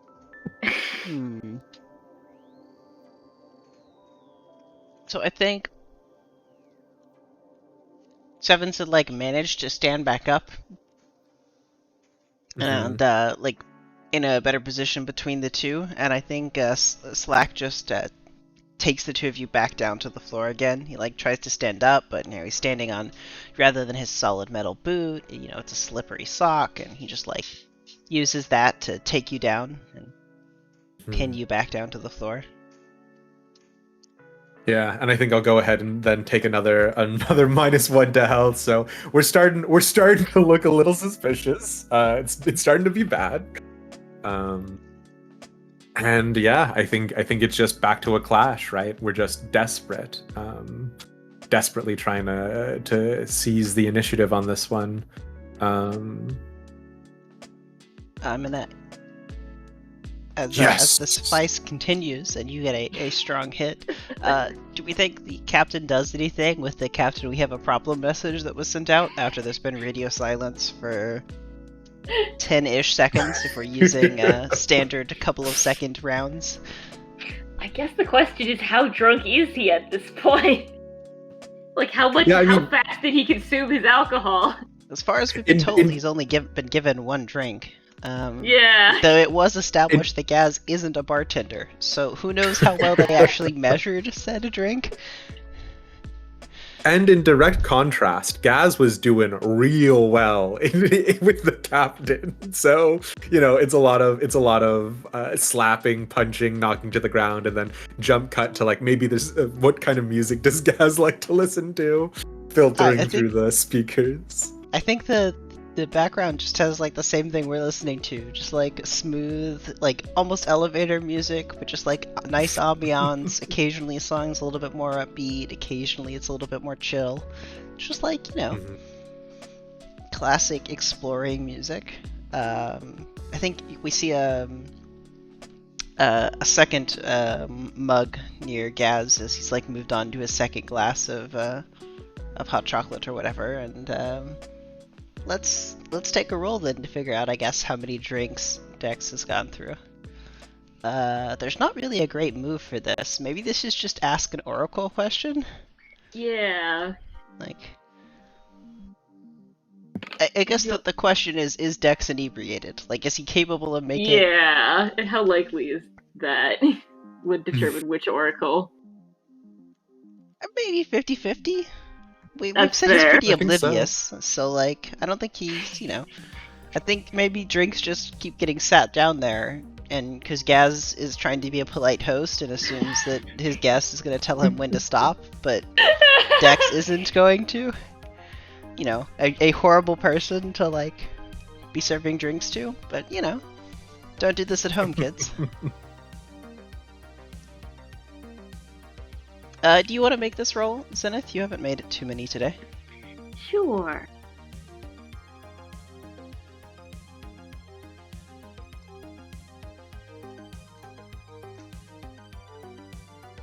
Oracle says yes. So I guess Dex probably just like doesn't respond, or if he does, he responds with, well, that's your job, and just like ignores the commotion. Mm-hmm. And I think that's perfect. Yeah, of like maybe Dex is still drinking as you're like pondering this. Yeah, Do you so I have think anything you want to do? Yeah. The smash cut back is we see Dex take a cactus glass and just like smash it into the table. As it like snap cuts back to the combat, it like times up perfectly with a punch and so the sound effect is the same. It's a nice smash cut. Yeah, I think that's perfect. And then the sound is unfortunately Sevens getting smashed against the floor of the cargo hold. Oh wait, no. We had a strong hit earlier, so I'm not clashing. And that's how I'm going to justify avoiding this miss. Because the progress tracker is actually filled up. So we haven't interfaced with this part of the game too much, but whenever there's any sort of challenge or any sort of oath that's sworn, anything like that, you determine how many boxes there need to be filled and how much each action fills those boxes. For this case, because we said it was dangerous, we filled 2 boxes every time we marked progress, which means that right now we are full up on the boxes, and instead of clashing more needlessly because Seymour is paying more attention than me, we're going to go ahead and try and take decisive action because we are in control. And we're going to go ahead and try and succeed. So we'll see how this goes.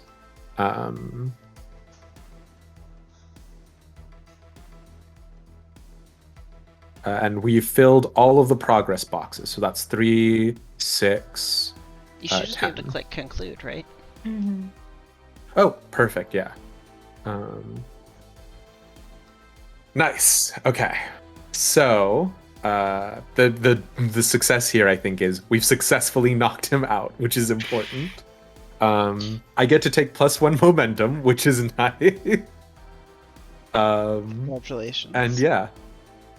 And Seymour stands there huffing and wheezing and like pretty bad. And he looks up at Gecko and Evelyn and he just sort of is like, okay, help me drag his body back onto the shuttle. Okay.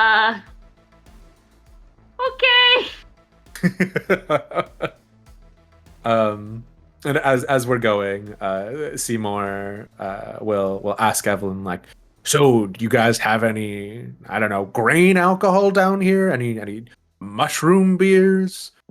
Something with a bottle that labels its alcohol. Anything. We just have we have the normal rations down here. We have normal alcohol. Sure. Give me a bottle of normal alcohol then. Uh, there's a bottle sitting on the shelf that's like already been cut open by the rest of the crew. The Perfect. logo on the bottle says normal, but it's got dots between each of the letters. But it doesn't explain what the acronym stands for. It's an acronym, obviously. It's like 8% APV, and it's just some like beer, like the most generic beer. Perfect. Yeah, and I think we prop him up in the passenger seat inside the shuttle, right? And Sevens like arranges his arm, hopefully in such a way that it looks like he was drinking the bottle. And he stands up, he brushes himself off, and he goes, "And now we pray." Did you remember to open the bottle, or is it just a closed bottle sitting in his hand? No, definitely open the bottle. Maybe Seymour takes a big swig of it, offers it to the other two. I was gonna say, I think Evelyn kind of looks at the guy and goes, "Are you expecting to believe he walked himself back in here after getting beat up?" No, he didn't get beat up at all. And Seven just like smooth slacks hair and goes, he got in here and passed out from the alcohol that he was offered after he finished his job. Look, lay him on the floor and pour the beer on the floor like he fell over. Okay. Yeah. And Sevens does that. So I think after that, and after the crew watches Seymour like go toe to toe with a guy, I think we just wait for the two captains to return. I think Gecko, rather sheepishly at some points, will turn back up with like a little box clutched into their arms, like, "Hello, I have band-aids. Do you need band-aids?" I think the answer is very definitively. So, Okay. Wait, there's a first aid move. What is it? I think it's just heal. Where is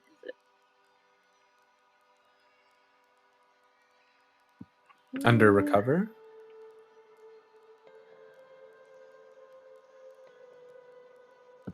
It is under there it recover, is. correct? Yes. I'm just blind. Let's see. If you receive treatment from someone, that's for someone who isn't an ally. What do you do if they are an ally? I guess that counts as a companion. Probably. Roll plus heart. You get to roll plus heart. Or I think this is you providing care, right? So maybe plus wits. Oh, true. Yes. Not Probably me that. staring directly at the +3 in wits, going. It has been a while since I've had to do this bit. You mean you haven't had a fight recently? It's so true. Let's see.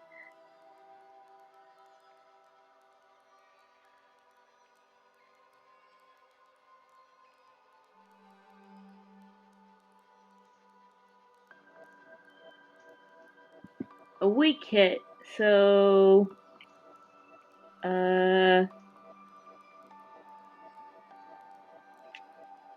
you're not wounded, so you get +3 health, and I'll lose 2 momentum.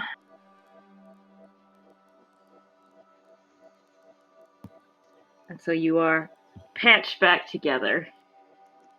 Perfect. Yeah, and I probably like pat Gecko, which I don't. Obviously, Gecko is made out of bits and bobs, and so is therefore not affected by being pet. They're made of metal. But yeah, so Seymour is like, Gecko, I thought you were a bit unhelpful back there, but actually, you're not so bad, huh? I'm very bad at fighting. It's Unless okay. I really need to. I'm bad at fist fighting, but if I had shot the guy, I guarantee you would have been dead in one. And he says this as though it's a good thing, maybe flips the bottle cap in his I hands. was gonna say, Gecko, like, glances around, like, are there any people here? Scuttles away.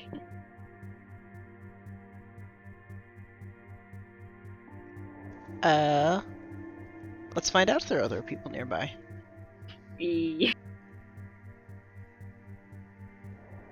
No, you are Nice. Convenient. Seymour suffers no consequences for his actions again. I mean, you suffered consequences for them last time. You've gotten your consequences. It feels like after this moment is like the perfect time for Gaz and the other captain to show back up. Mm-hmm. As they approach, Gaz leading a quite clearly inebriated Dex back to the situation here. Just like, well, thank you for your visit, Captain. I do hope we pass again. I'll be sure to make a note of Sovereign Skies in my holodex, as well as you as the captain. We should keep in touch. I'll send my email address along, because that's still what it's called in the future. You and your ship has done a great deed, convincing me to consider things from a different perspective, Captain. And I'm sorry, what did you say your name was? Jeannie?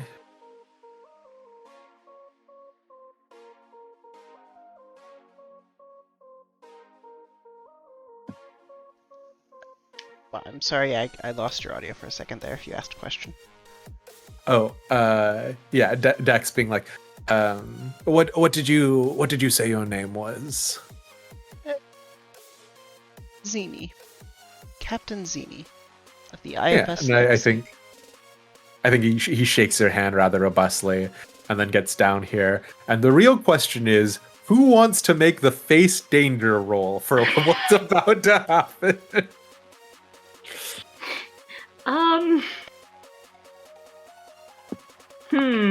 So What let's do you look mean? at face Nothing bad's danger. gonna happen.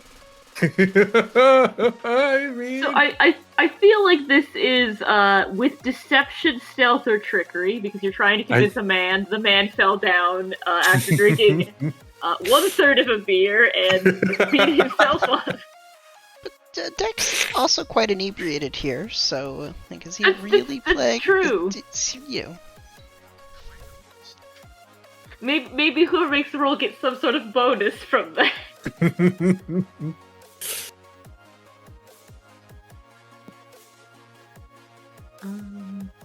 Yeah. I guess I can make this roll. I think we all have equally bad shadow. I'm not positive though. Yeah, it feels That like would there's be at least a +1 here. Yeah. What we can do is we can go ahead and I'm gonna go ahead and roll secure an advantage because that's really what we just did. What that That's was, true. right? And I'll do that as an aid your ally option, right? So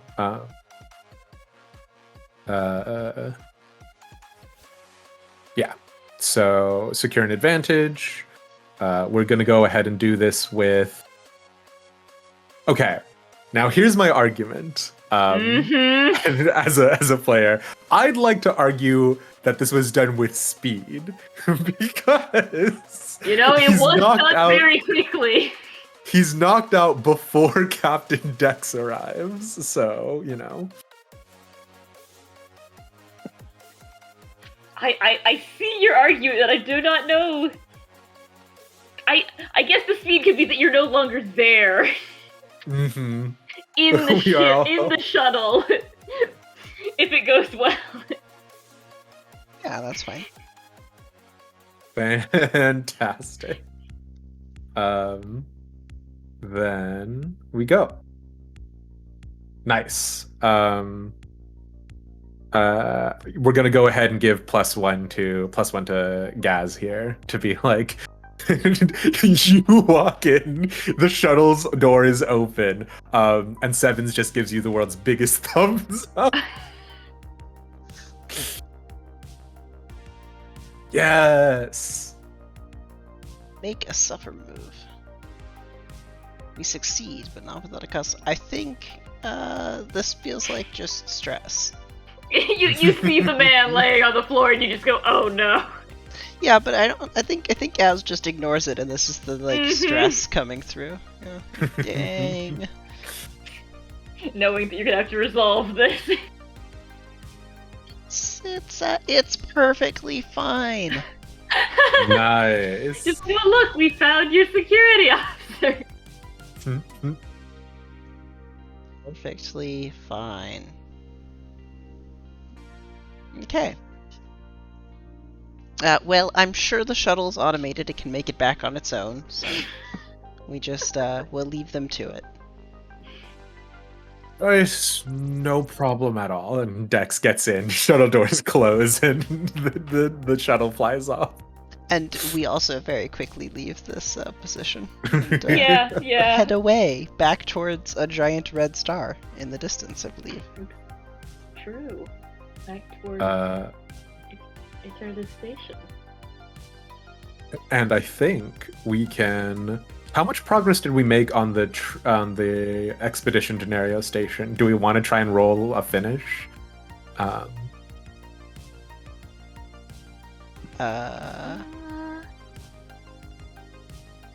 mean, We've I only feel got like- 6. Yeah. did we? I think we marked progress after the roll we made to encounter the ship. I think this was just us resolving it. Mm-hmm. So we probably need to do one more at least. Ah, good. I'm sure nothing bad will happen. Which do we want to take a quick break before then? Seems reasonable. Perfect. And then that'll be. This is our thrilling conclusion to today's session. Yeah, and the probably the conclusion to the refueling disaster. So if you'll just hold on out to join back with us in just a few minutes, you can go grab a snack, and we'll be right back with Beacon Space Rediscovery.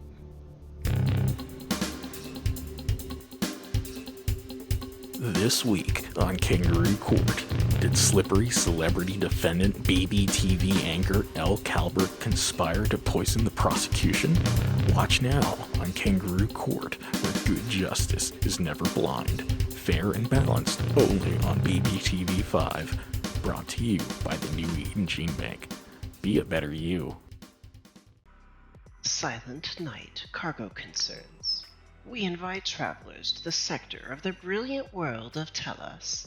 Be it for business or pleasure, Silent Night provides swift and secure transit for visitors of the Center System. Cutting through the red tape, our dedicated teams will make sure your passes and permits are squared away so that you don't have to mess with the hassle of bureaucracy in your travel plans. Our services go beyond simply for your person. As our name implies, we handle a wide range of cargo concerns, be it a porter service that can get your holiday bags straight to your hotel room, to providing storage facilities, or even negotiating bulk goods through local customs. We've got you covered. Through our affiliates in Falufo Kaliki, we offer half-hourly shuttle services from the bountiful TTGI station to the planet's many floating cities. Safe and reliable service is vital to the health of our clients, and that is why the security travelers and their cargo is our top priority in the void space of the Center System. Call now to ask about our Guardian Protection Package. Become healthier. Become stronger. Become smarter. Become better.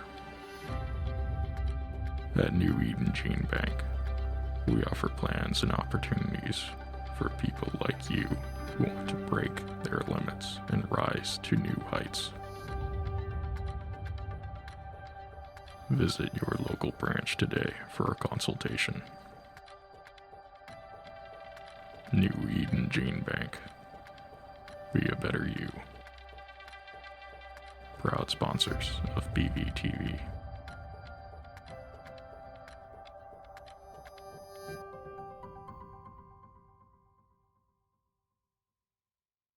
Across the sector, there are so many worlds, each with their own story.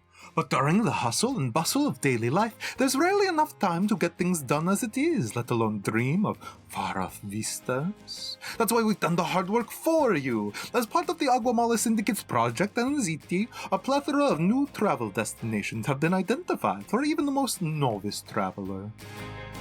Visit one of Fortuna's 5 cities for a day of shopping in the bazaar, or travel Gome's icy peaks to see its breathtaking views. A fan of forests? El Arpon offers hiking trails through unique biomes that will fascinate even the most experienced travelers. Quetzalcoatl's ruins are sure to be a hit with those looking for a fantastic photography experience, and for those more inclined for a trip to the high life, Calypso's resorts provide an ideal luxury getaway. Whatever your interests, we're sure that we can help you plan your perfect vacation. Brought to you by the Aguamalan Board of Tourism.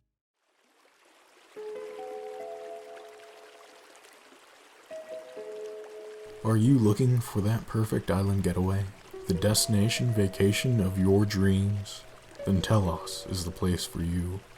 Visit the floating cities of Telos, modern marvels of nature and engineering from the great minds of Cartacook and Helicitis, built on the backs of gentle jellyfish giants. Experience the wonders of life like never before as the tropical paradise comes alive to serve you. A city of living green traveling over blue horizons where you don't become one with nature, but nature becomes one with you. From riding on the backs of whales and dragonflies to lounging on gentle lily pads and inside of fragrant flowers, or a million other things in between, there's always something for you on Telos. Telos, a world made for you.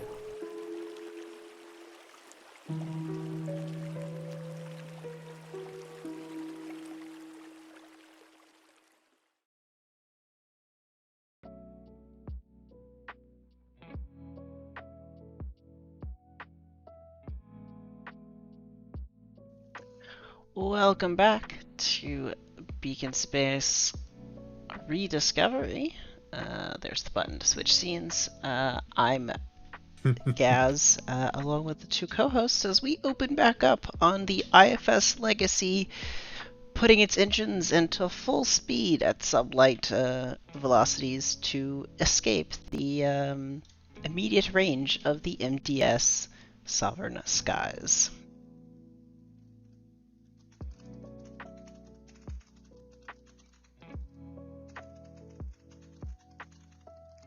Any updates people want to have as we get ready to sail away? I don't think there's any roll. I think we make it away pretty successfully since we're not lingering around waiting for the shuttle to arrive. Waiting for them to figure out that they have in fact been played. The bay doors to the MDS Sovereign Skies opens up, and 600 space pterodactyls fly out. On their backs are Gatling. No, I think we get over. Space pterodactyls. I should make a note for that as a megafauna to encounter. I mean, hey.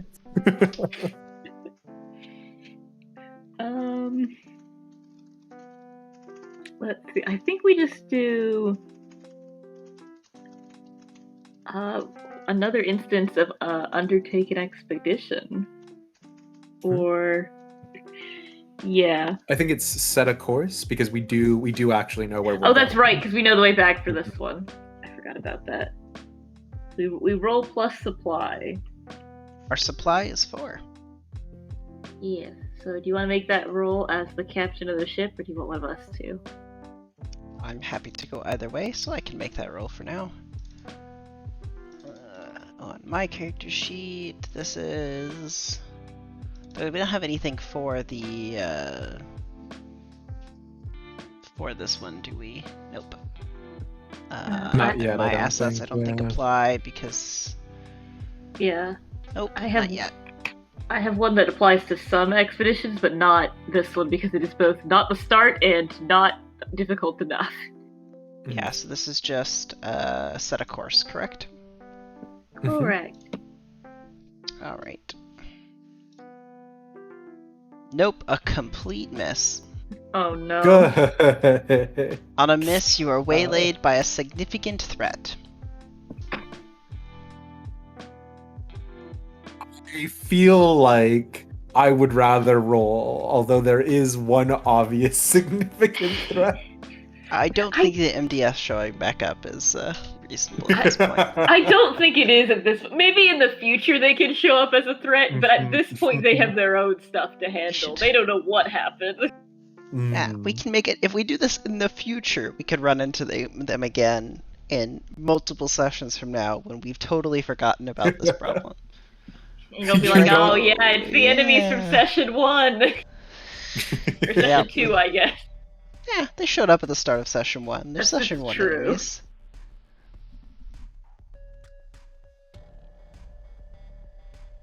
Well then, I guess roll pay the price. Yeah, let's just roll the table to figure out what happens. This table. Oh, the vehicle suffers damage. How does it? I guess we have to brainstorm how it suffers damage. We just pushed the engines too hard, getting away. Yeah, Did we're we just- forget to turn them off? We're just really determined to get away. We forgot to like. There's that one annoying switch that you always have to turn off, but it's a little sticky. Yeah, we just forget. Oops. Burned a little too much power there. Yeah. That feels like it's just an integrity hit. I think so. That sounds right. Yeah, Yeah. we'll need some repairs, but it's something where we can still go on. Yep, well that puts us at the red star. Then. We just take some damage. I suppose we could do something about that if we feel so inclined, or we could just ignore it and move on. What's our? Yeah. What are we currently at hull 4. wise? Okay. For supplies are at 4 and integrity is at 4. I mean, we're probably good to wait till we get to the station to repair, right? I think so. I think so. Just roll set a course again. I think so. Unfortunately, yeah. Well, we're at what 8 of 10 boxes? Because we could technically try to finish an expedition and just have that be We like are- the last leg. We're Yeah. at 6 of 10, unfortunately. Well, did that give us 8 of 10? No, it gives us nothing for set a course. Well, no, set a course doesn't have progress boxes in the same way. I don't think we just said last time that we shouldn't just be free. Oh, I misunderstood. My bad. Wait, no, yeah, okay. Yeah, I'm pretty sure. Because I think the idea with set a course is that if you actually know like proper mapped the way, you basically don't have to do multiple rolls. You can just do one roll. If that's the case, then yeah, I'm happy to say, yeah, that this marks on the expedition to Nerio Station. In which case, yeah, we have 9 of 10. So. So then we could probably roll finish an expedition to make for getting there, since this is like the last leg of our trip anyway. Sounds good to me. Alright. Yes, we should just be completing that track. Which I don't know actually where it's written down. It's on the ship itself, so I'll go ahead and conclude that. Yay. Oh my god. Ooh. It is the best gosh darn thing we have ever done. On a Strong strong hit hit, with a match. on a strong hit, you reach your destination or complete your survey. Mark your reward on your Discovery's Legacy track per expedition's rank. Troublesome 1, dangerous 2, formidable. Oh, troublesome 1 tick. Dangerous. So it was dangerous, right? Or was it troublesome? This was troublesome. Okay, so we get 1 tick of reward, and any allies on the expedition get the reward. So we each get 1 tick on our legacy track. For discoveries, correct? Yes. Mm-hmm. Up to a cross. Or an X, I guess. And then I guess we get an extra good thing because it's a match, and a match usually means it's extra good. So maybe what's his name? The guy we were doing the job for is just super stoked. We arrive at just the right moment. Yeah, I could be down for that if we wanted to mark progress on the vow itself. Yeah, because I imagine we mark some sort of progress there anyway because we did do the mission, but maybe we get like an extra box. Okay, so if that's the case, yeah, it looks like we had 4 bits of progress on refuel the ship. So we're gonna go ahead and mark that again to represent us getting back and that little extra goodness of us getting it in time. And yeah, I think as we're pulling in, maybe there is like some comm that hits Gaz's screen, some email as we've just established. And yeah, it's from our favorite trash-eating gremlin. Yeah. Probably demanding their fuel.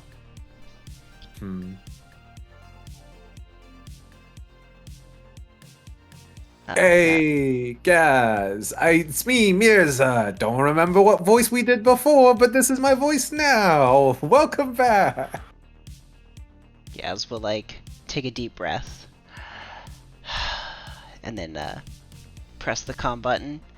Mirza, lovely to see you. We got that fuel you were after. Fantastic. Go ahead and offload that, and yeah, you'll be able to get some for your ship too, right?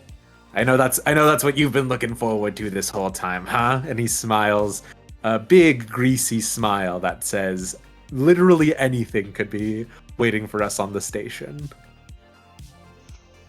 Yeah. Where do you want us to park? Yeah, and I think it's the same docking bay as last time, more or less, much the same. I think maybe the energy on the station probably is a little bit more frenetic than last time. But yeah, I think this in and of itself poses no additional obstacles. The real question is, yeah, so this is another situation. We only have 6 ticks on the... Oh! I'm going for it. No! Oh no! We didn't do too well, though. I don't know what a miss does here. It's real So bad. Fulfilling our vow. So, because we have a miss, your vow is undone with an unexpected complication or realization. Envision what happens and choose one. Give up on your quest, forsake your vow. We can't do that. The ship needs to be fueled. Recommit to the quest. Roll both challenge dice, take the lowest value, and clear that number of boxes. Then raise the vow's rank by 1, if not already epic. So I need to roll 2d10. Yep, roll 2d10. Oh no! So all of our progress gets reset. And it becomes formidable. Yep. And I think what it is that they're like, thank goodness, you brought all of the fuel. Now we can keep the station running for a little bit. And I think to Gaz's trained eye, right? Because Gaz is the numbers guy. There is not enough fuel for any of the ships on the station. So brought the fuel back. However, the station has been deprived of fuel for so long. This limited amount isn't enough.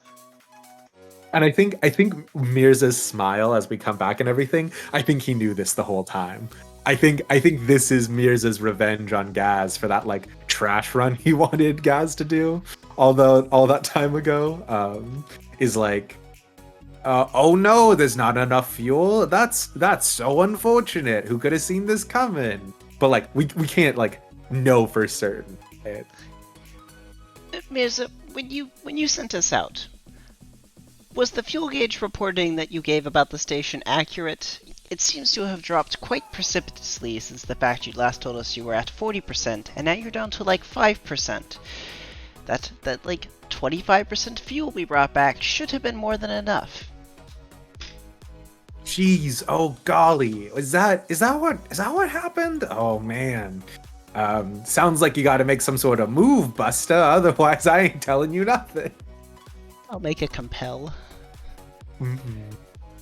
It's the worst that could happen. I'm just gonna continue it. I've already said it today. I can't make it worse. Hey. This feels a little bit more threatening or inciting than like charming and encouraging. Yeah. I'll roll with iron. Good. Just continuing to fail. Got it. Grip. I think the thing. Mhm. Go ahead. I think the thing here is just, like, I don't know what to tell you, bub, but, if you want to help us get some more fuel, we can be sure that some of the fuel gets redirected to the Legacy. With the mute button in effect this time, a gas on the ship goes, that's what you said last time. What if, and this is a wild thought, what if we asked him to pay us first? Perhaps you should ask. I don't seem to be in the best conversing manner right now. I can try! I think Mirza likes you better anyway. I don't know that Mirza knows I'm a person. Precisely. But I don't know that Mirza cares like if people are... better. Oh, I see.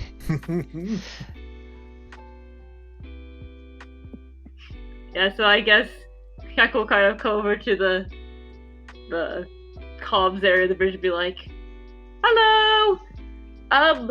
So, thing about fuel, you need it to get to places where there are fuel. And fuel, it costs money. So, if we're going to keep flying around getting fuel, we need money to acquire fuel, and we need it beforehand so we can buy the fuel.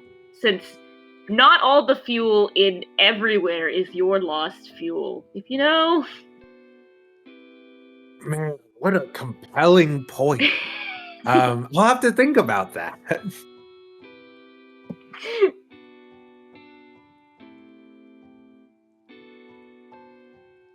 Once again, wrong character sheet.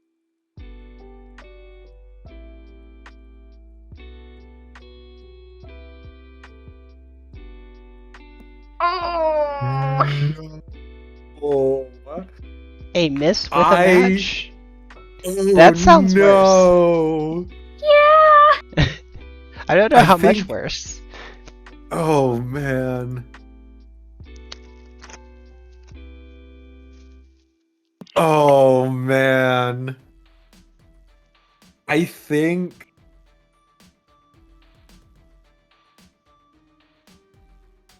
you're right. And I think what happens is Mirza goes, you know, funny talking metal thing. I loves ya. And so this is why I'm gonna let you in on a big secret.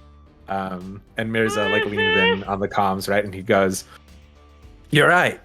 Not all fuel everywhere is my lost fuel. And more than that, you're right, fuel does have a cost. And I think maybe from the outside of the ship that we've docked in, right, we hear the sound of like metal, like docking clamps, like attaching themselves to the IFS Legacy.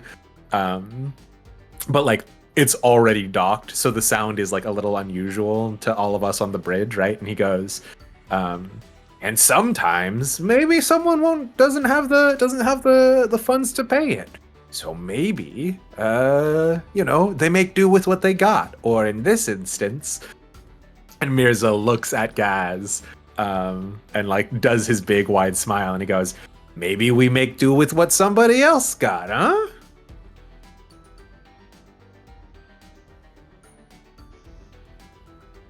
And I think what this is I think Mirza has sold the IFS Legacy for fuel. How? Like I think there are a bunch of pirates trying to get the ship right now. Is the thing. I mean, a miss with a match is bad, but I don't know it's quite that bad.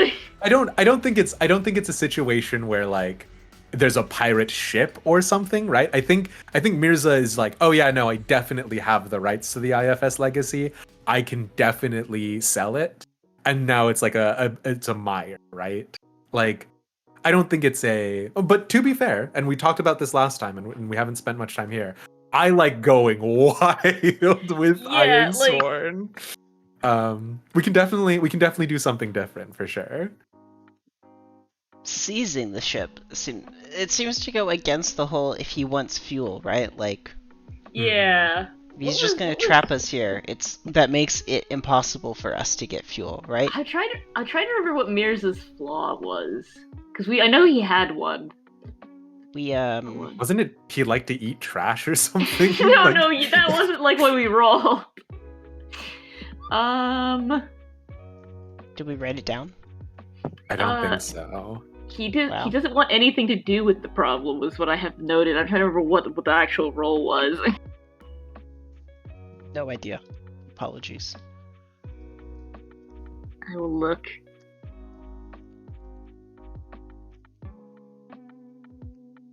Man, you introduce one zombie apocalypse once in an Iron Sworn game, We and had- suddenly no one wants to trust you anymore. We had that he was reclusive, so I don't know that he would want to invite pirates onto his station. Oh, no, you're right.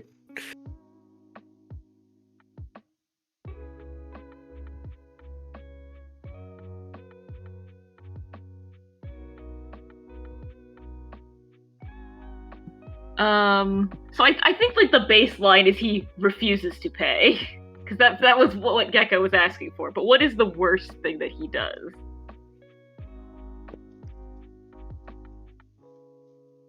Maybe he takes back the offer to guarantee us fuel. Like, yeah, you're gonna bring me fuel, but I'm not gonna Yeah. guarantee you have any of it. Like, we're on our own to get our own fuel as well. Yeah. We cut back to the real world where Mirza is not a Jabba the Hutt. I think he likes to think he is, but he wants people to not be on his station too much. Yeah, and I think it's that because like Mirza's, I guess, not actually the one in charge of Eternitas Station, right? He was just like the fuel master or something. Yeah, he's just like in charge of the substation. Right. He probably likes to think he's in charge, but he is a small guy on a small station in the end. In which case, he instead goes, listen, I got a lot of people on the station who I want to get off. If you get your fuel, you'll get your fuel in the same order that everybody else who gets here. Honestly, I shouldn't even be making those kinds of promises. You know what I mean?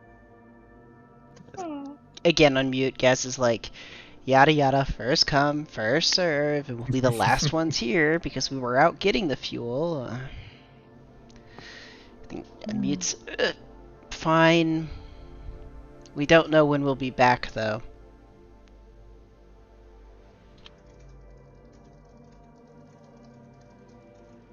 I think that raises the question of, you know, do we think our ship has fuel scoops?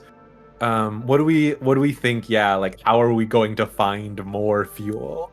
think we Aside need to from piracy. We need to find a fuel refinery. It is established that fuel is made at a facility. Ooh, I like can't that a just- lot. Okay. You can't just scoop it out of a star like How big is a fuel refinery? Good question. That we do not know. Darn! How specialized is a fuel refinery? How Fuel complicated is would it be to build one? fuel is supposed to be a very specialized item. So hard. Hard is the Yeah. answer. Okay. Fuel is one of the limiting factors on space travel. Yes. Darn. I mean, my previous point still stands. It's very hard to get fuel without fuel. Yeah, we have some fuel though, don't we? Yeah, I sure hope the, so. I think the promise is that he will give us as much fuel as we need in order to get to whatever the place was, right? Like that's how he got us. That's how he got us to come back from Nerio Station, right? That seems reasonable to me. So, though our incentive to come back gets weaker the more he threatens us. Other than like we almost have always like it's been established, right, that we like almost always hit the station on our yeah, that's true. on our travel. It's like the way station out of Tellus. It's not the only one, but it's like the main one. Yeah. It'd be so inconvenient if we had to not come here. It really would. But the rude man is here as well. We could always avoid it in the future. Maybe he'll get a new job. Maybe. I'm not very hopeful about that though. Yeah. Or, knowing the slimy bastard, he'll just go ahead and work his way further up the chain. Honestly, that'd be fine, as long as he has a different job, where we don't have to deal with him.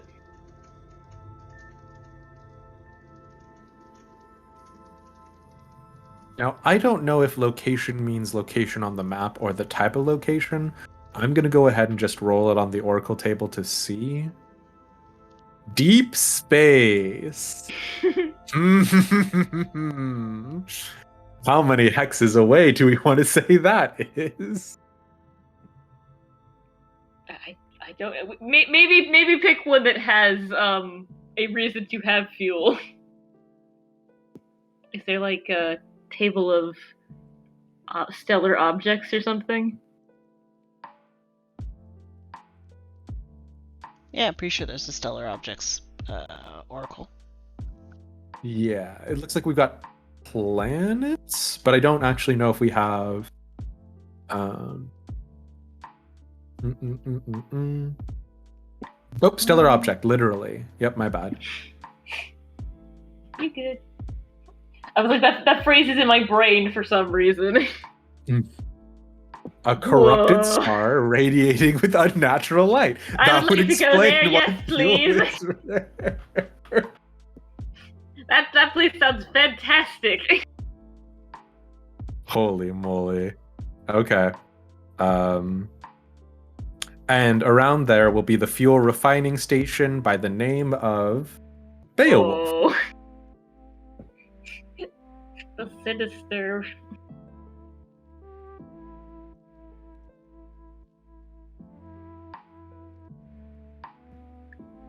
I'm curious how one corrupts a star, but maybe we will have to find that out on the course of our journey. Oh no, we get there and our box of bleed crystals explodes in the hold. Oh man. Probably not. Find out though. Yeah, Mhm. so I don't know that we need to do a separate track for this, because this is again continuation of the getting fuel, but we probably need to decide what difficulty the journey is somehow, which, based on how far away this is and how generally dangerous it is. So what are we thinking? Dangerous? Definitely. I think we've solved our, trouble. I feel like we're heading further away, right? Like, Yeah. oh, there's a fuel refinery that we know about that's, further out into the unexplored or limitedly explored regions, and we just have to get there.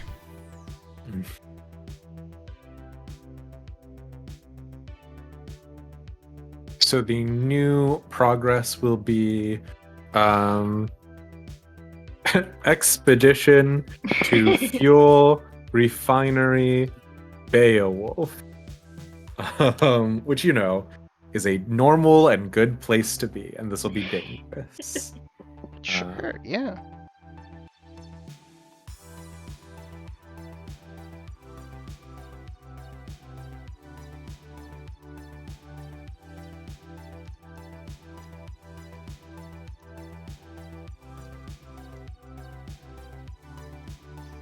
Do we have I guess we have some time for the crew to relax at this station, though it's probably not very relaxing.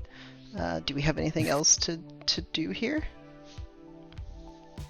I think with with supply at 4, what makes sense is maybe to do a sojourn roll. It's been a while. Let me double check. Yep. Yeah. When you spend time recovering within a community, roll plus heart.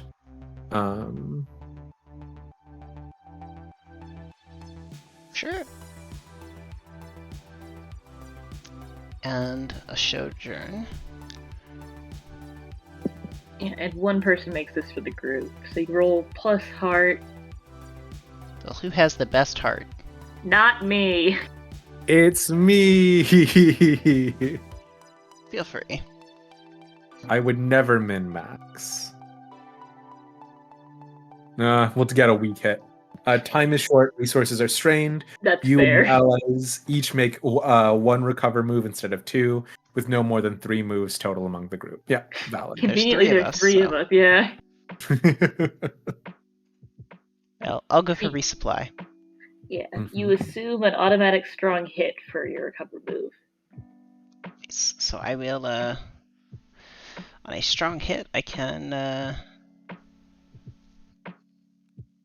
choose either if we are unprepared, we are not, clear the impact and take +1 supply, otherwise take +2, or take 1 momentum.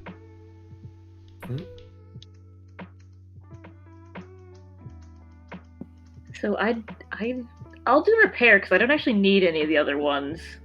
What does this actually do on a strong hit? Because it says what to do on a hit, but not a strong hit. For repair? Oh, there's 2 tables. That's what was throwing me off. 5 points. So I can, I think I could just take the ship back up to its full health. Makes sense to me. Yeah, which I think is what Gecko would be doing anyway. Yep, I'm gonna take the momentum. Makes sense.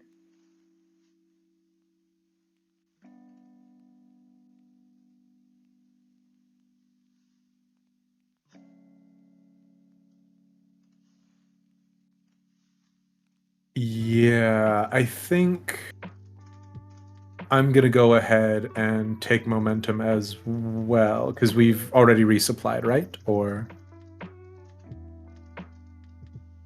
I'm leaving our supply at 4 because it's +2 supplies for the strong hit, and we only need 1, and I'd rather be at 0 momentum than -1. Yep, nope, super valid.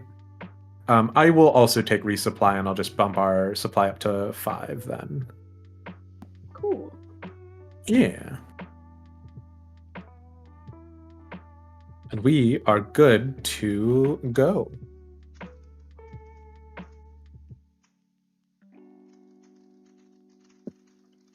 So I guess the next thing to do is if we have any more actions we want to do on the station, and if not, determining the difficulty of our expedition to the station. Because we have the over. Oh, actually, or did we already do that? Well, the intent was to make it a... Yes, we did. Never mind. dangerous. Well, it would be formidable, right, for the refueling thing? Well, so the refueling one is formidable, but the expedition to the station itself is dangerous, because they're 2 separate tracks. Oh, right. One's a progress, one's a vow. Okay. Yeah, because we can mark progress on the vow over the course of being at the station. Yep. Yeah. Which I think Echo will be like, so are they just gonna give us the fuel? Or that was kind of the bit I was a bit fuzzy on.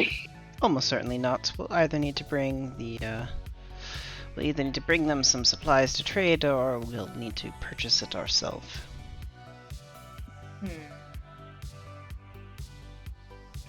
I hate it when they don't pay us.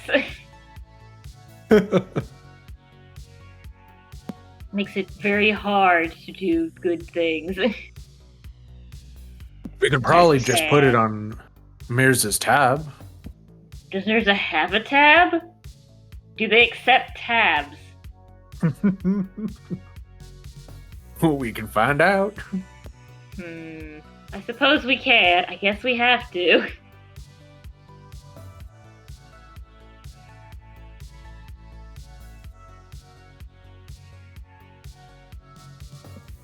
I mean, I guess we could try and gather information on this station.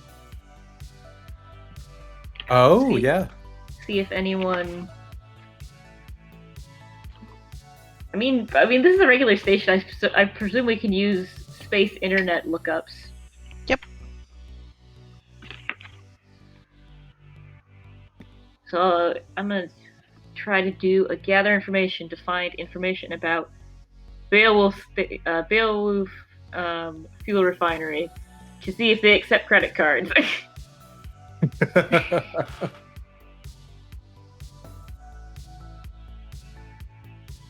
I'm sure they would accept payment plans from established providers, but Yep. I guess the open question is, do we still have a line of credit for the from the previous owners of this ship? We can. Information provides new insight, but also complicates your quest. Envision what you discover. Take one momentum. Perhaps we discover they do accept credit cards, but our current line of credit is near its maximum with our provider. That would potentially, yeah, that might make sense. they're out of area. They're like, oh, sorry, you had to use the local bank.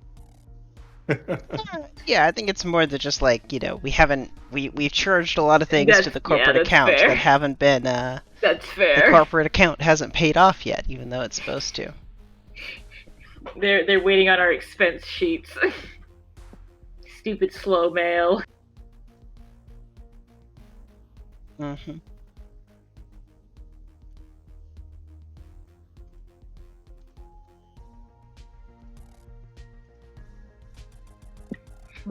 Yeah, I think Gecko will relay information to be like, so I don't suppose there's a good way of getting, like, more credit out here?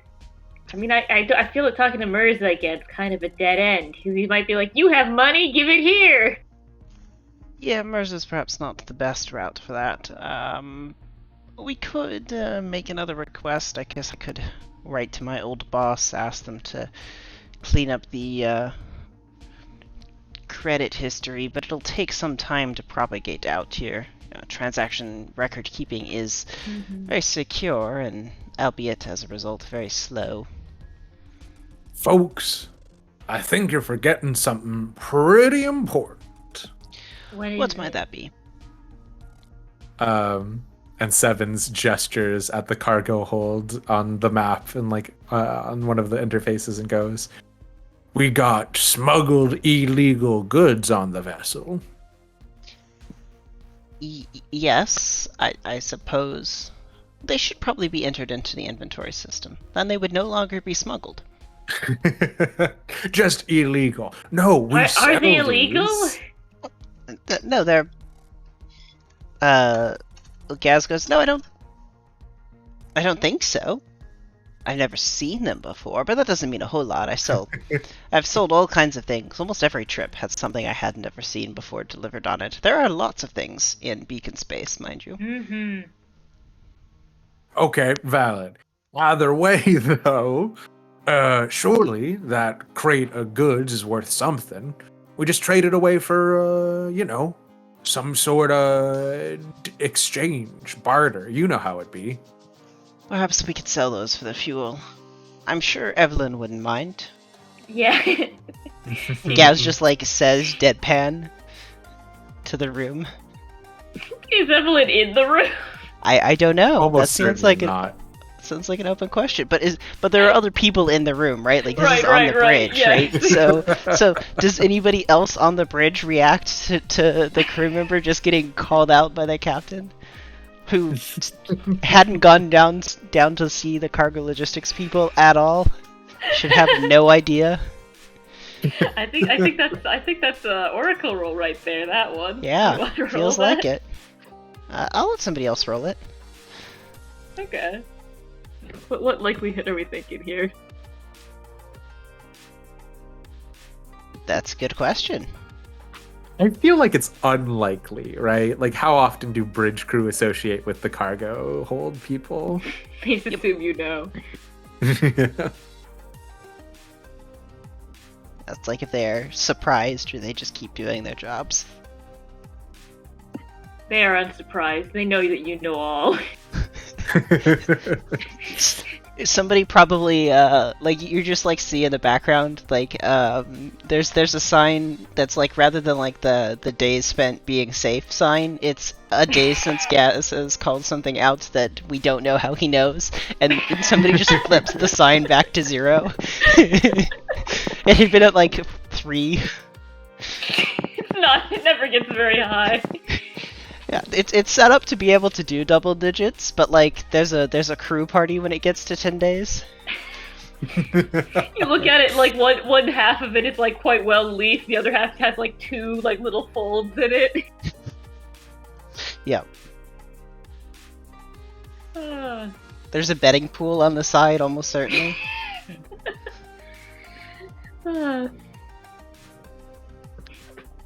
I guess Gecko will be like, so where is this cargo? Cause like the man with the magic stick did not find it. But do we know where it is? Oh yeah, I was standing in front of it before I knocked him out. I'll show Oh. you, come on. Okay. Gaz will follow this time.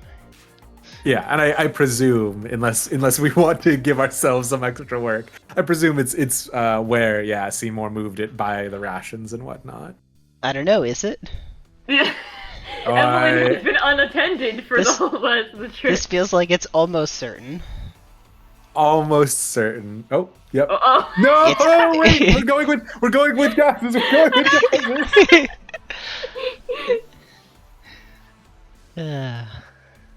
Should have coordinated who was rolling almost that. certain. Okay. So Yeah, so well, we get down there. I've got it. Seymour gets confused and stops one set of crates too short, so he can't find it. And Gaz is just a set of crates over. Like, you were standing here. Yeah. Oh, right, yeah. And Code goes over, gestures at the crate.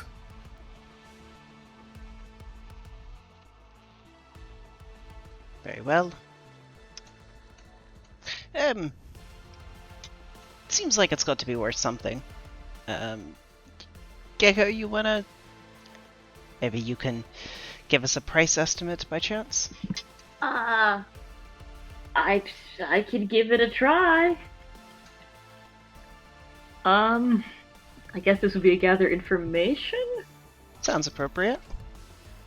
How much does Zenith know about the price of magic rocks? I'm sure Zenith knows quite a bit about Probably the bleed. Yeah, there's one of Zenith who is very passionate about learning about magic. Space magic. In a surprise to no one.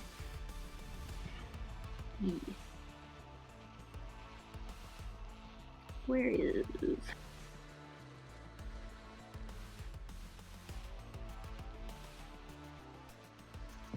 Weak hit. New insight but complicates the question.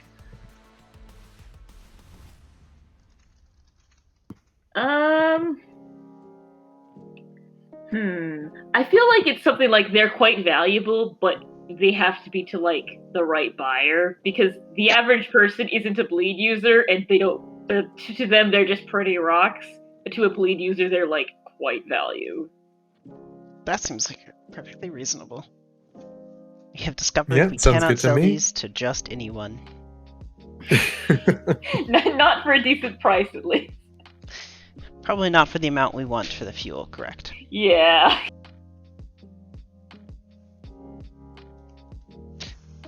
Right. Is it time to set off on an expedition then, as like the last roll of the session? So Yeah, I we're a think little so. early, but it doesn't seem reasonable to start an expedition with 10 minutes left. Yeah. I think we can maybe end off with us all getting back in the ship and setting our course out. Now, somebody said you had a move that affects the undertaking an expedition roll. I do! What did we decide the difficulty of this expedition was? Because this one only is for dangerous or greater. But this is dangerous, right? The expedition is. itself is dangerous. So for this one, because of my internal refit module, when you undertake an expedition of dangerous or greater, reroll any dice for the first leg of the journey. On a hit, you and your allies may envision how you make yourself at home. If you do so, take +2 momentum or +1 spirit. Alright. So we can re-roll one of these dice if it becomes a problem. We can reroll any of the dice. Well. Are we moving at speed, keeping under the radar, or staying vigilant? Probably staying vigilant. Probably. Because I don't think we really have a reason to do the others. Unless we want to hurry. Nah, Because I'm not in any hurry for Mirza. yeah. They've impelled no sense of urgency, even though it is an urgent sense of problem. Fair. Let's see what this is. A weak hit. You can reroll the 9 if you want. Mm-hmm. Can't get any worse. No. No, it's still a weak hit. It's like it's not any worse. Technically. It was just funny. Okay, so as a weak hit, we reach a waypoint. We need to envision the location and mark progress per the rank of the expedition.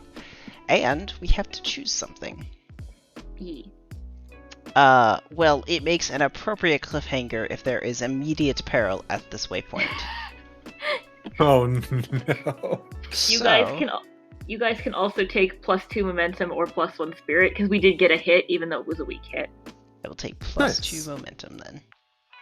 Absolutely. What waypoint did we find? Somebody made a make a roll for that? I think there's a waypoint. Where is it? We could also just do stellar object again, yeah. It's either a space sighting or a stellar objects, I think, right? Yeah. Probably space sighting, right? That's probably what did we find? Makes sense. I will roll a space sighting. Oh. We have 3 options of Terminus, Outlands, and Expanse. I don't know what any of these are. I could look up the tables. Oh, those are the how far away you are from. So in Ironsworn itself, Terminus is the closest to civilization. Gotcha. Outlands is the step further, and Expanse is the step outside of that. It mostly impacts how many planets and things there are, because there are less Gotcha. planets the further out. Let's go with Outlands. That's kind of in the middle. Okay. A turbulent gravitational wave. So that's like Ooh. which gravitational wave could be bleed or it could be from a large space object. Yeah, I think as we hit this point of transit and the episode starts to seem like it's wrapping up as the like outro music begins playing in the background, we're all on the bridge, I assume. Or actually, are we? Are we all on the bridge as we're, probably a couple days into this journey? Where is everyone? Gaz is definitely on the bridge. Yeah, I think Gecko's he's kind of like splitting their time between being on the bridge and making sure the repairs they made are kind of just holding up.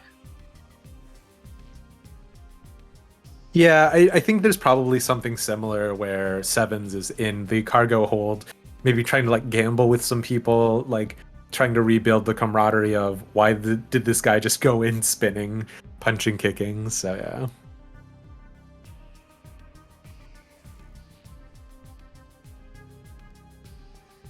Okay. So in that case, I think anybody on the bridge then, you hear a comms from Evelyn, who sounds very concerned, a slight bit stressed, as they go, that crate is shaking a little bit too much. And unless anybody else has something to say, I think the credits just roll after that.